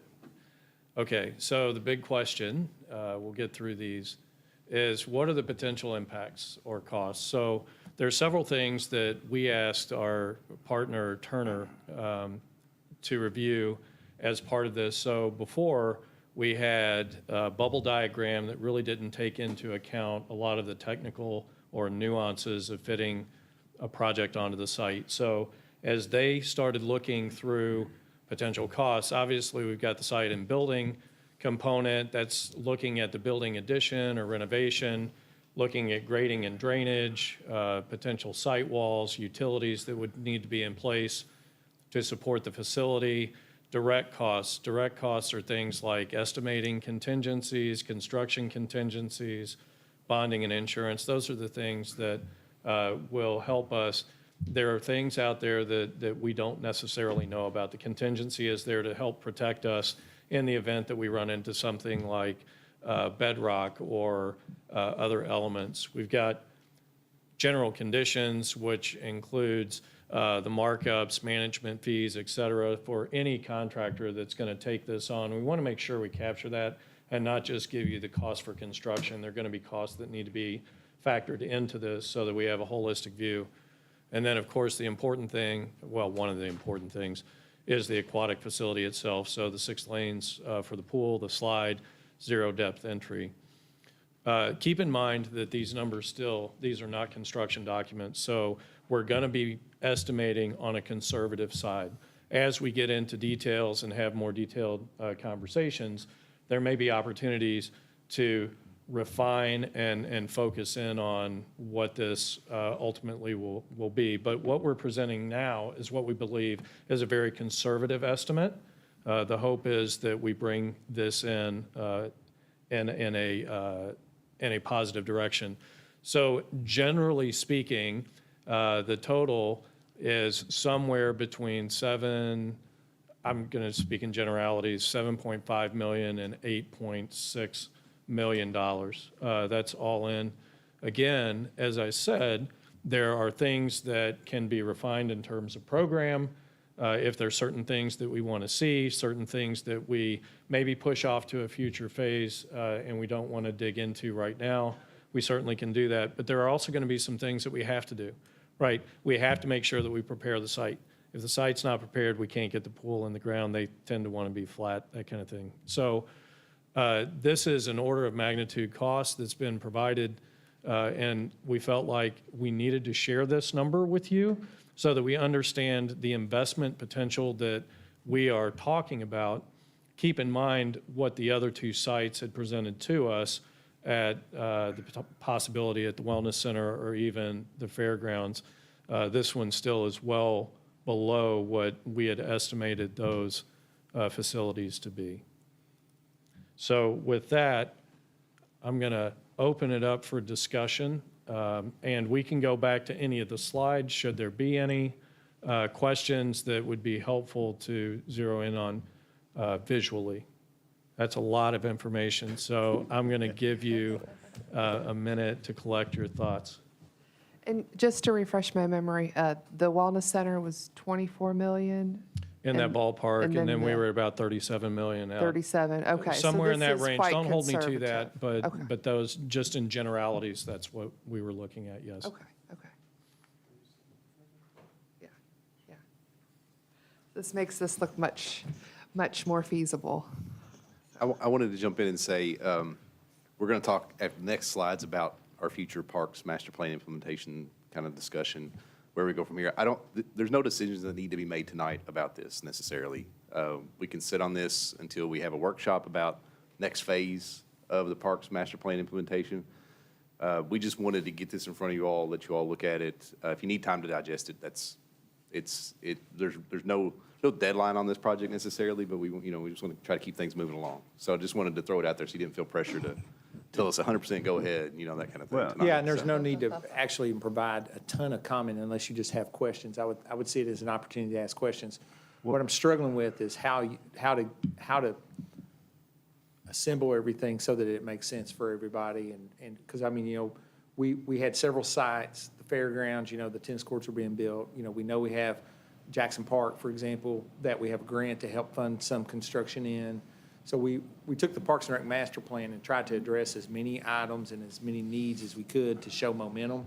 But it is, we do need to communicate overall, some sort of matrix on the activities so you can kind of get your head around, especially with Commissioner Sears and Commissioner Peak being new to the table. We do want to try to figure out how we communicate that, and probably that's on me to sort out. And I've been thinking about it since this was on the agenda, trying to figure out what I could do to help bridge the gap between, these guys see it every day. They see all these details and they know all these little nuances with each site and the connectivity and all these things. So I've got to figure out how I consolidate that for you guys so that it makes sense a little bit more and help them communicate to you and to the community overall. So that's probably something I need to do. And, just to preface the conversation, you don't have to say a lot. Obviously you're welcome to say whatever you want, but just saying, we're not asking for significant, stamps of approval or anything like that. Well, I'm glad you said that. One of the things I was going to ask about or ask for was sort of a summary of everything we've talked about and where we stand right now. And, because we're going to have to prioritize what's ultimately done. So I want to make sure we're looking at it. Your point's well made, and item 16 is the splash pad at Michael Smith Park. The idea was that's a standalone facility, has a finite design. We know what it looks like, and so what can we peel out of it? And so we know because we've pushed it into the market, so we know what the actual bid results are to do that. So it's a big number in the market. Inflation has really driven some of those prices much higher than 2017 when we originally 2018. Unfortunately, when we did the master plan and tried to program the money that we could have available for implementation, right? So we definitely need to overlay these various ideas against the money currently set aside, and what to do with it beyond that. It's definitely a budget discussion, and as we set priorities. As you all control that, you all need to be in your mind thinking about what we emphasize. And of course, you've got to keep in mind there's always demands on your money in other places, from economic development to, just operations in general, streetscape, for example. So, Yeah. Anytime they come, I always think, well, I like it. How are we going to pay for it? And that's the standard question, I guess. Everybody has, but. this feels like, so the aquatics discussion has been, that has been efforted since 2010 probably, in various forms, and it's been kicked around, and I think there's an acknowledgement that the Bunny Davis Center does have a limited life. We do acknowledge that our system is under capacity, so there's a need to add swimming facilities, but how in the world do we do that, and how do we pay for it?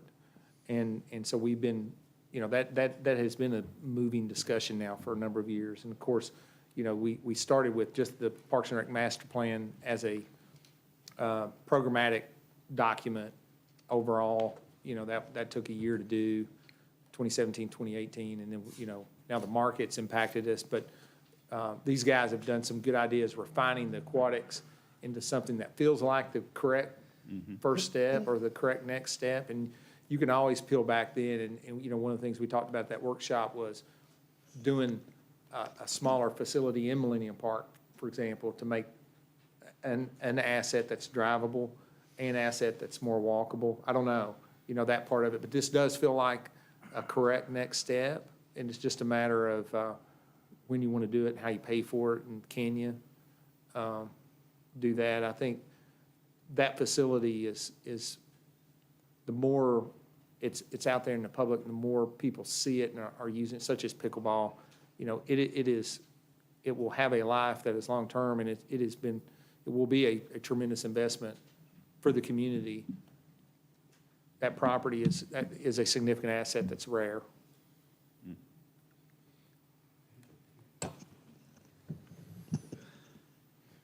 Would you bring that to a meeting, or would we have a few-hour workshop? I think you John, would. I think. John, go ahead and go on to the next slide. First, before we get too far into that. The next slide's about, we wanted to schedule some workshops because we thought about digging into this more tonight, and these meetings can get long as it is. We didn't want to talk about parks for 2 hours on top of that. So we'd like to set up a workshop in probably February and March to start dialing the capital budget for these projects. So I think even the discussion night's helping me a little bit think about what that's going to look like, what we bring to you all at those workshops as far as what we've done so far, where we are now, and how we want to invest money in the future. I think from this aquatics discussion, we need to, if you like the idea but you don't like the budget number, tell us, right? If you're like, that'd feel better if that was, and then we can look at these numbers and talk about the workshop. If it's, if this was $6 million, then we'd feel good about it. Like, we'd go back and we can work towards that number. That's gonna be tough, but we can do it. Right. So I think that's the next step for us, is to present kind of everything at this workshop and decide, okay, what is the next step? Because the next step on just this, for me, the next step on Jenny Rogers Aquatics would just be, okay, we got to approve a design fee for them to do construction documents and give us a budget. They'll do construction documents that reaches that goal within that budget, and then we'll bid that out and bring that construction back to you all later. So right now, like I said, we can set up a workshop in February to kind of go through all this. It'll be pretty robust workshop that is probably pretty lengthy because we have a lot. We could talk all day about this stuff. So we'll plan towards that, and I think that gives us something to kind of to work towards. Well, I guess I might as well ask my next question then. Put the picture back up, the fountain project at Jenny Rogers. Please, sir. You're looking for the site plan or the aerial? Right there. There we go. Okay. So if I take the pavilion over to the wall and everything inside of it, and I say I'm going to put it out at Millennium Park, can I get it done for that price, or can I get it done for quite less of an expense if I go to Millennium Park? The thing that Millennium Park provides for you certainly is more space, right? So you're not boxed into a tight location. So for instance, you might have the opportunity to grade out from the pool deck to the edge of the property without having to have a wall. However, Millennium Park provides some challenges because we've got to think about utilities that aren't necessarily there that we would have to run into the site.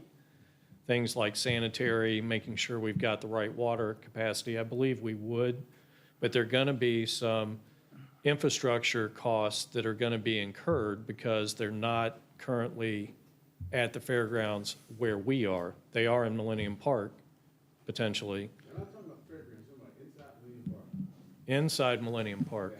We haven't talked about that. It's going to be the similar issue. Yeah. Just the footprint sans the parking, you know, there's a spot there in Millennium Park. We talked about doing a drivable aquatics feature, but which is where the original master plan for Millennium Park had a pool located. But there's no water and sewer right there where it's at. And so that, you know, has to be extended. That will be a good size cost. Plus, the fill material here does provide a benefit. At Millennium Park, it's pure excavation, which is a little bit different when it comes to putting things like this in. The fill here kind of works for you when it comes to laying pipes and doing some of the under slab work that you can't see in the picture. You put those in before you fill them. Yeah. As I said, hey, come on. It looks like to me, that's not even any bigger than what's Money Davis.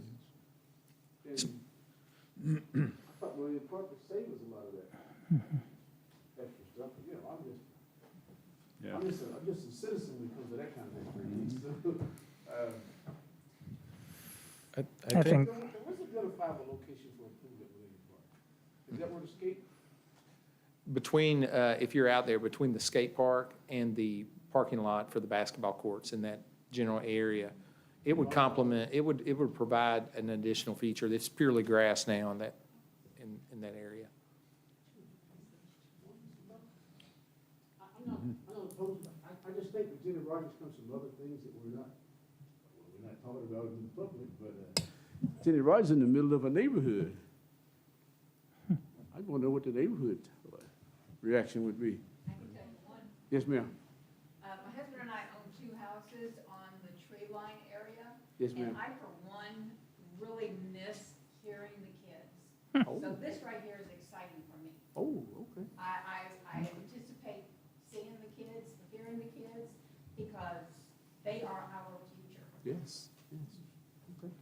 Thank you. All right, that's good. I think some of the questions you're bringing up, Mayor Atkins, is applicable to the workshop, where we really want to dig in on some of this. I will say the conceptual drawing here is very favorable, looks very nice. Price is palatable. And to be fair with these guys, they love to come here and present something to us, and not every time they do that, we give them another option to deal with. Yeah. I just think that's not going to take up a lot of space. I think we can cover some ground at the workshop. Will the workshop be an official city meeting? Yes. Okay. Certainly open to the public then. Yes.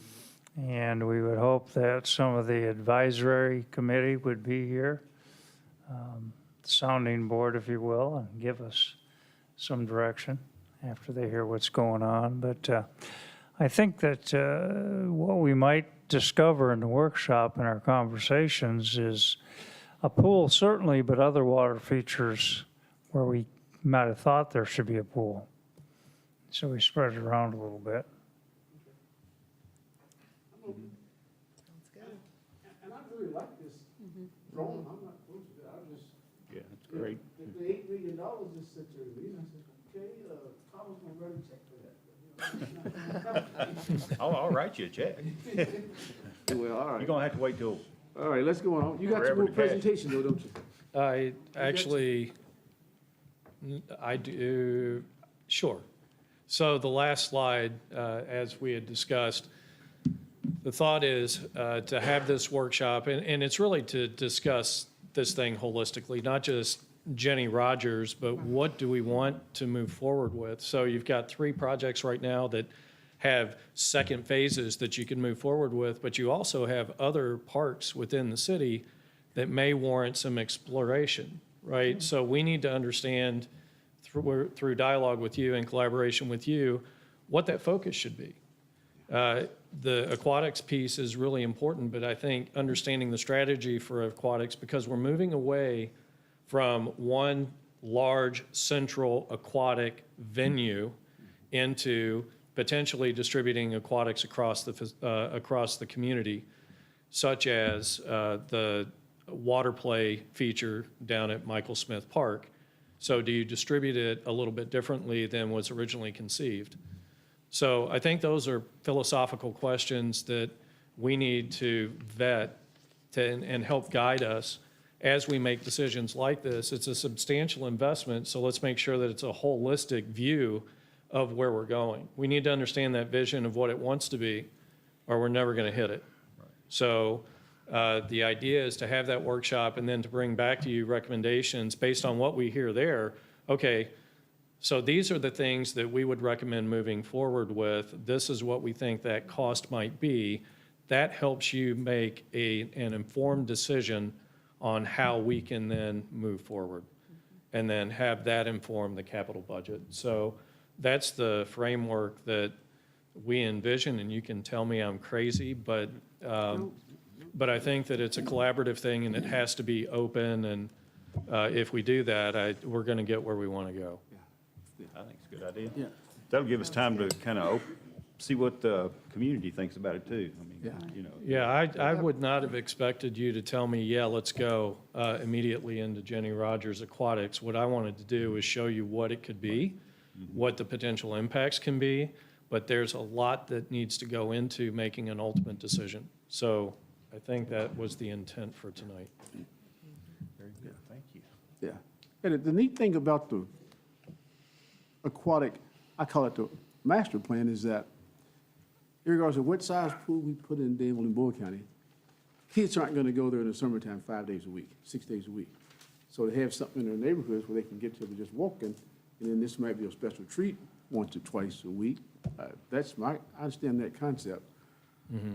I'm just not sure where I can see the central hub be. Right. Let's move along. You got some more items, agenda items. Yes, thank you. Thank you. Yeah. Okay, Josh, you got all the rest of these items, right? Yeah, let me get organized here. Thank you, Mayor, Commissioners. The first one is, first item is the Michael Smith Park Phase 1 bid award. We don't have any presentations or anything on any of this. In your package, you have the bid from the low bid. So the city received 2 bids on January 17th for the first phase of the improvements at Michael Smith Park. So that includes the entrance improvements with the rock wall, the parking lot, and the water play feature, and kind of all the walkways and utilities and everything associated with that. We received 2 bids. The low bid was from Guardian Fence and Construction in the amount of $2,399,511.75. The second bid we received was from Pace Construction, our streetscape contractor, and it was in the amount of, let me make sure I say this number right. It was $2,744,000 even. So about $345,000 difference between the two bids. Turner Construction, our consultant that helps us with the bidding and construction portion of the park projects, has reviewed the bids.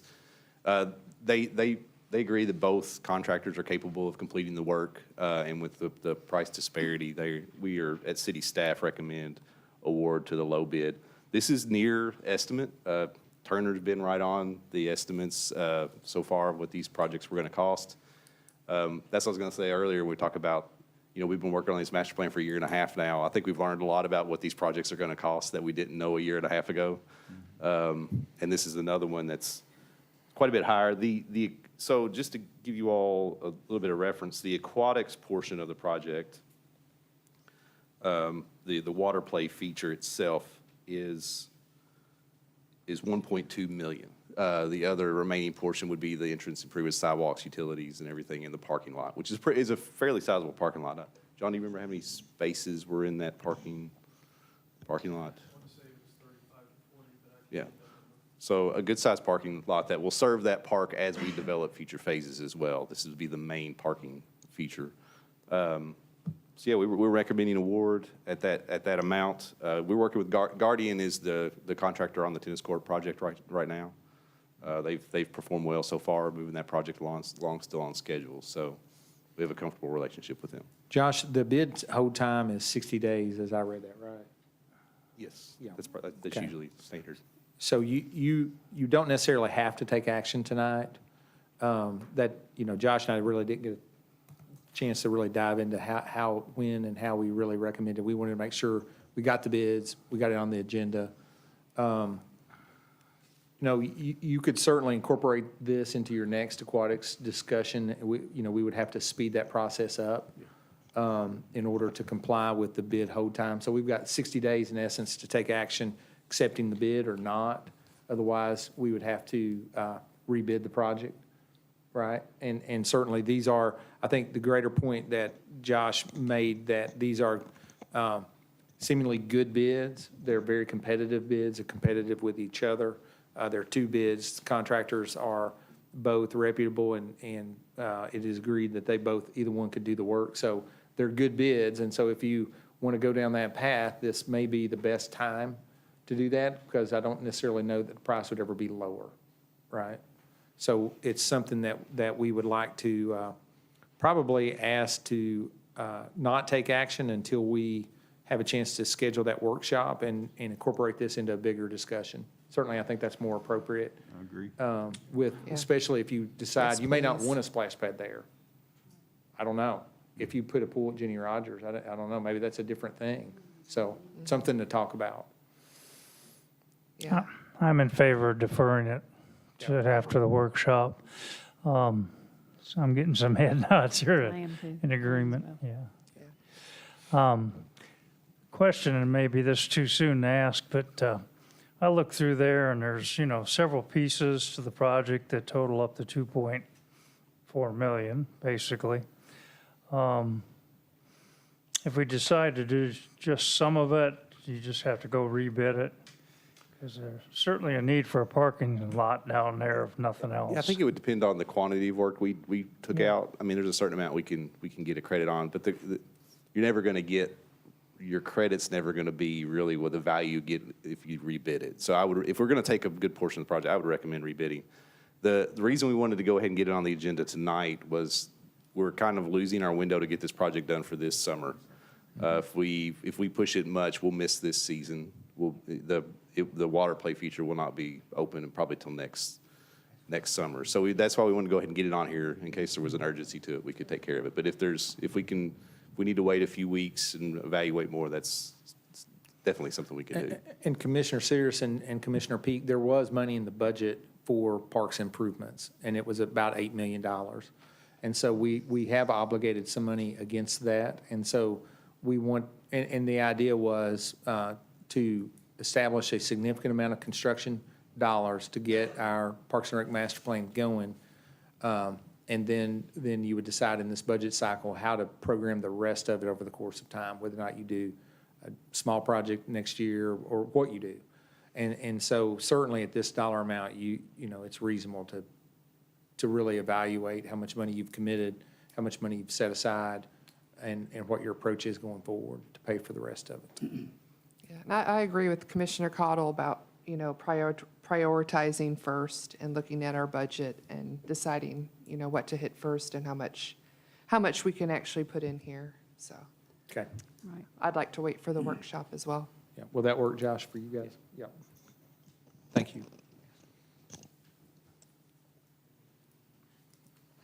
Josh, you have the next one as well. All right, well, next resolution is this is an agreement with Train to begin a design-build project on the HVAC and lighting at Jenny Rogers. So what this agreement obligates, it obligates us to $25,000. They're going to assess the lighting and HVAC system at Jenny Rogers, and if work needs to be done, they will come back later with a proposal to complete that work. This is under the same kind of procurement process that we've done with Train in the past with City Hall and other city facilities. It's through a government contract. This will enable them to go through Jenny Rogers, look at lighting, look at it as not only from if it needs to be replaced, but also if there's energy savings that can be captured by doing replacements on the lightings and with the HVAC system. The HVAC system's about 20 years old. This was all renovated about 1999, 2000, somewhere in that range. So it all still functions, but it's getting close to the end of its life. And some of y'all can attest that the HVAC systems don't really function great all the time. There's some things we could do better there. So we'd like to go ahead and get them in there and look at it and see if there's things they can do to fix it. And we'd like to go ahead and get as much of this done, especially on the child care wing, as done before it's occupied in August. If we can get the above ceiling work done before then, that means we won't disrupt the child care provider once they're in. So that's why we'd like to go ahead and get this started and get them looking at the building. It says this comes out of the Parks and Rec budget. Is that correct? Yes, it'll come out of the capital line item that we've been working out of on the other parks projects. Is there a motion? I'd like to move to approve Resolution 2023-01-2306. Second. Probably moving second. Any other comments or questions? If not, Chair calls for the question. All those in favor? Aye. Aye. Those opposed? So Resolution 06 passes. Thank you. Josh? Thank you all. 07?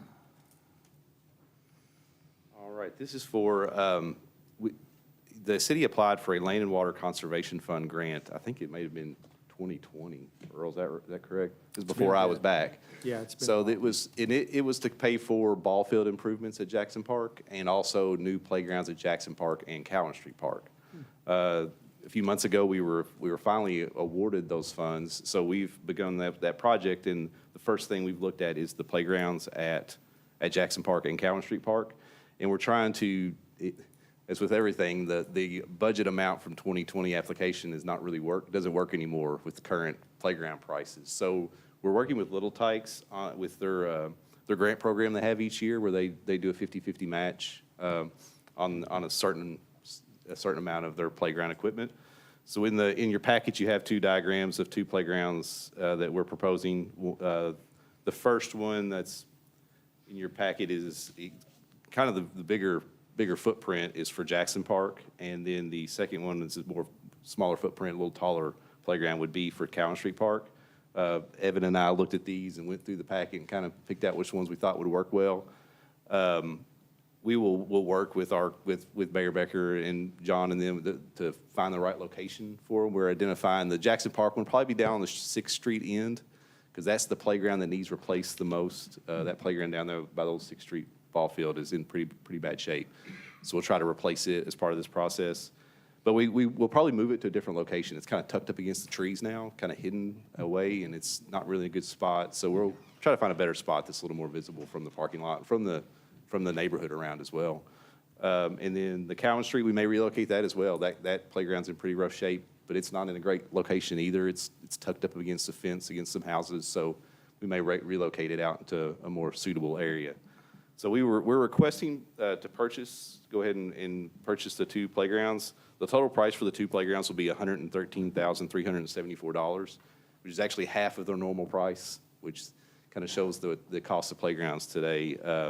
We're asking to be able to purchase those, and that will come out of the Parks Land and Land Improvements capital line item, and we will be reimbursed for 80% of that cost through that Land and Water grant. Is there a motion? I'll move for approval of Resolution 2023-01-2307. Thank you, sir. Is there a second? Second. Oh. Thank you all. Any other questions or comments about that? Yeah, I know you're looking at Cowan Park, and that playground is dilapidated. It's not good. Question in my mind is usage, because Cowan Park is kind of just sitting there, and I'm afraid if we put in a new playground, it'll just sit there. Henson Park may have a little more traffic because of the trail. And I think Earl and I talked about that some years ago, putting a playground there. So I'm just bringing that up for discussion with the staff and the commission about location of the playgrounds. We do have 3 at Jackson, but you're right, the one end of Jackson, there isn't one. So that seems to make some sense. I'm not sure about Cowan. I always like to bring up with Cowan Street. So when I was researching for this grant, actually, it was purchased with Land and Water Conservation Fund money back in 1980s sometime, I think, which when you use Land and Water funds on a park, that has to stay a park forever. So that Cowan Street Park has to be a park forever. So Evan and I talk about, like, we've got to find we have to activate that park somehow. This playground is probably a little incentive for us to move forward with that some way. It has its issues. It's close to Millennium, so it's hard. How do you pull people from that are going to Millennium to go to Cowan Street? It has to be its own unique use. It can't demand a lot of parking because there's just not a lot of parking there. So we've brainstormed a few things. I've talked to our consultant about it before I took them out there and said, hey, what do you all think? What's some ideas we could do here? So it's something we're trying to figure out a use for it, because like I said, it has to stay a park. So what's the long-term vision for that space? Because right now, it's not getting a lot of use, and we need to find it. But is it not getting use because it's dilapidated, or it's dilapidated because it's not getting a lot, it's chicken and egg thing? Probably a little, yeah, it's probably a little bit of both, and Yeah. we've got. It needed reimagined when Millennium Park was built. Football used to be out there. Football Right. was abandoned in favor of Millennium Park. And we did not do a good job of going back in there as a community and trying to decide what to do with it. The Parks and Rec master plan acknowledged that it needed to stay a park. We needed to figure out what to reprogram inside of that park, and so we will continue to have that dialogue. Certainly, a playground is a reasonable thing to put to improve. That's a good first step. We've done some other improvements to the fence lines and the gates and things like that, trying to tidy it up a little bit. But bottom line is it's green space. Yeah. And from a technical perspective, the grant that the city applied for identified that park to be utilized, and the grant was awarded for the development of that park. So the dollars have to be used from a grant administration standpoint to that park. So in order to receive the grant fund reimbursement, you'd have to utilize the funds in the application that was approved. That makes sense to me too, and even though I expressed concern there, when I went to the advisory committee meeting, they were fine with it, so that's a plus. And if I look back at Jackson Park falling apart, and we got trails in there and disc golf, it brought it back to life, so I'm not hard-lining on it, it's just a comment. Yeah, good. Any other questions or comments? If not, let's carry this motion. All those in favor? Aye. Aye. Those opposed, motion carries. Thank you all. Item number 19, we're getting to the end. Yes, thank you all. We're requesting permission to apply for a Kentucky Division of Water 319 grant. This is something I've been working on with the Creek Group and Bluegrass Green Source, who is a consultant that works on our watershed plan. They usually apply for these annually, and they approached me. We've kind of worked over this past month to come up with a project here in town that we could put some funding towards. So total, we're looking at a project that includes several items. I've got a description from them that I've included in your packet that goes over. They do some educational stuff, but what the Division of Water is really looking for this year is applications that actually work on the ground. So we've kind of got two things we want to try to do with this grant, which is, one is to do some buffer planting along, I lost them with the Division of Water grant, didn't I? They do some buffer planting along a tributary of Clark's Run that's near Boffman Avenue near the trailer park. We've reached out to that property owner, and they're on board with it. There's no real requirement for them other than just let us get on the property and do the work, and then let us maintain the planting. So what we'll do is along that tributary that is pretty erosive at this point and causing some issues for us, we'll come in using this funding. We'll do some planting along the creek and then take care of it. It'll be native planting, trees and shrubs. Then also there's an old Lowhead Dam that's on Clark's Run right there next to the landfill near Michael Smith Park.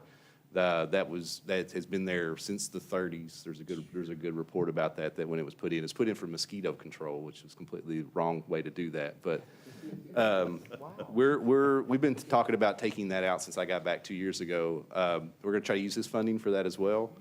So those are two good projects there for Clark's Run. The Creek Group is excited about us moving forward with these. Total project cost, we're looking at $150,000, and this is a 60/40 grant. So there'll be a $60,000 match. We will try to use as much in-kind equipment and labor as we can towards that 60,000. We can even use some volunteer labor as well. That we can really utilize that with the planting process along the creek. So we're requesting permission to apply for that grant and obligating 60,000. That will be, we'll look, if we get awarded this, we'll fund it in next year's budget out of the stormwater budget, which has funds set aside for projects like these. Is there a motion? Move for approval of resolution 2023-01 to 2308. Second. Thank you all. Any other questions? Again, sorry, all right. comments. I was part of that tour. Josh is on it, and I think Mr. Morgan might have been on it, but that dam they want to remove actually will correct some erosion. Yeah, and so does that tributary come down kind of on where the trail, Clark's Run Trail is now, near Stanford Road? Is that where you're going to? No, it's actually at Boffman Avenue. If you go down Boffman Avenue, down in the low spot there by Imperial Trailer Park, there's that creek that goes under the road there that kind of goes along towards the northeast. That'll be the section that we'll be working on. So. Okay. I was just wondering about the opportunities there for trails. You know, another thing that we found interesting on that little tour is to the west, there's another dam, but it was there to fill steam engines. And so really it's got some historical value, and we may look at that, the Trails Alliance may look at that, extending the trail out to that, because it would be a feature that, you know, a destination feature. So, but anyway, that's my comments. Other comments or questions? All those in favor of passing this resolution? Aye. Aye. Those opposed? Thank you all. Resolution passes. Thank you all. Why don't you go ahead and do Tony's? You're warmed up. Chief Gray, you're up next. Yes, Mayor and Commissioners, you all have our request to apply for the Highway Safety Grant. This is our usual or yearly grant that we apply for.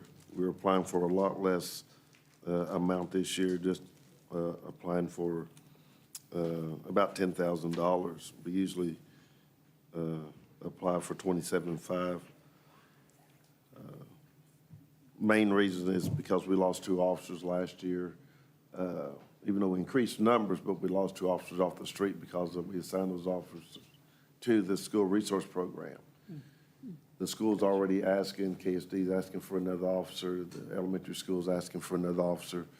So currently with the staffing, we'll be losing before we can add those officers. So we're just asking for $10,000 this year. It's a complete match grant from them. There's no matching fund from the city. Is there a motion? I'll move to approve Resolution 2023-01-2309. Thank you, ma'am. Is there a second? Second. Any other questions or comments? All those in favor, say aye. Aye. Aye. Those opposed, motion carries. There is not a need? There's a need for property acquisition and personnel, brief item. Somebody needs to make a motion to not go into executive session. Oh, go into executive session, right? You got it. I'll get it, okay. I'll make a motion to go into executive session for potential real estate acquisition for publicity at present stage might or would be likely to affect the value per KRS 61.8101B, and for personnel, which is KRS 61.8101F. Your motion died because of a lack of a second, I didn't hear what you said, so. right? Is there a second? Second. All right, properly moved and second. All those in favor of going into executive session, say aye.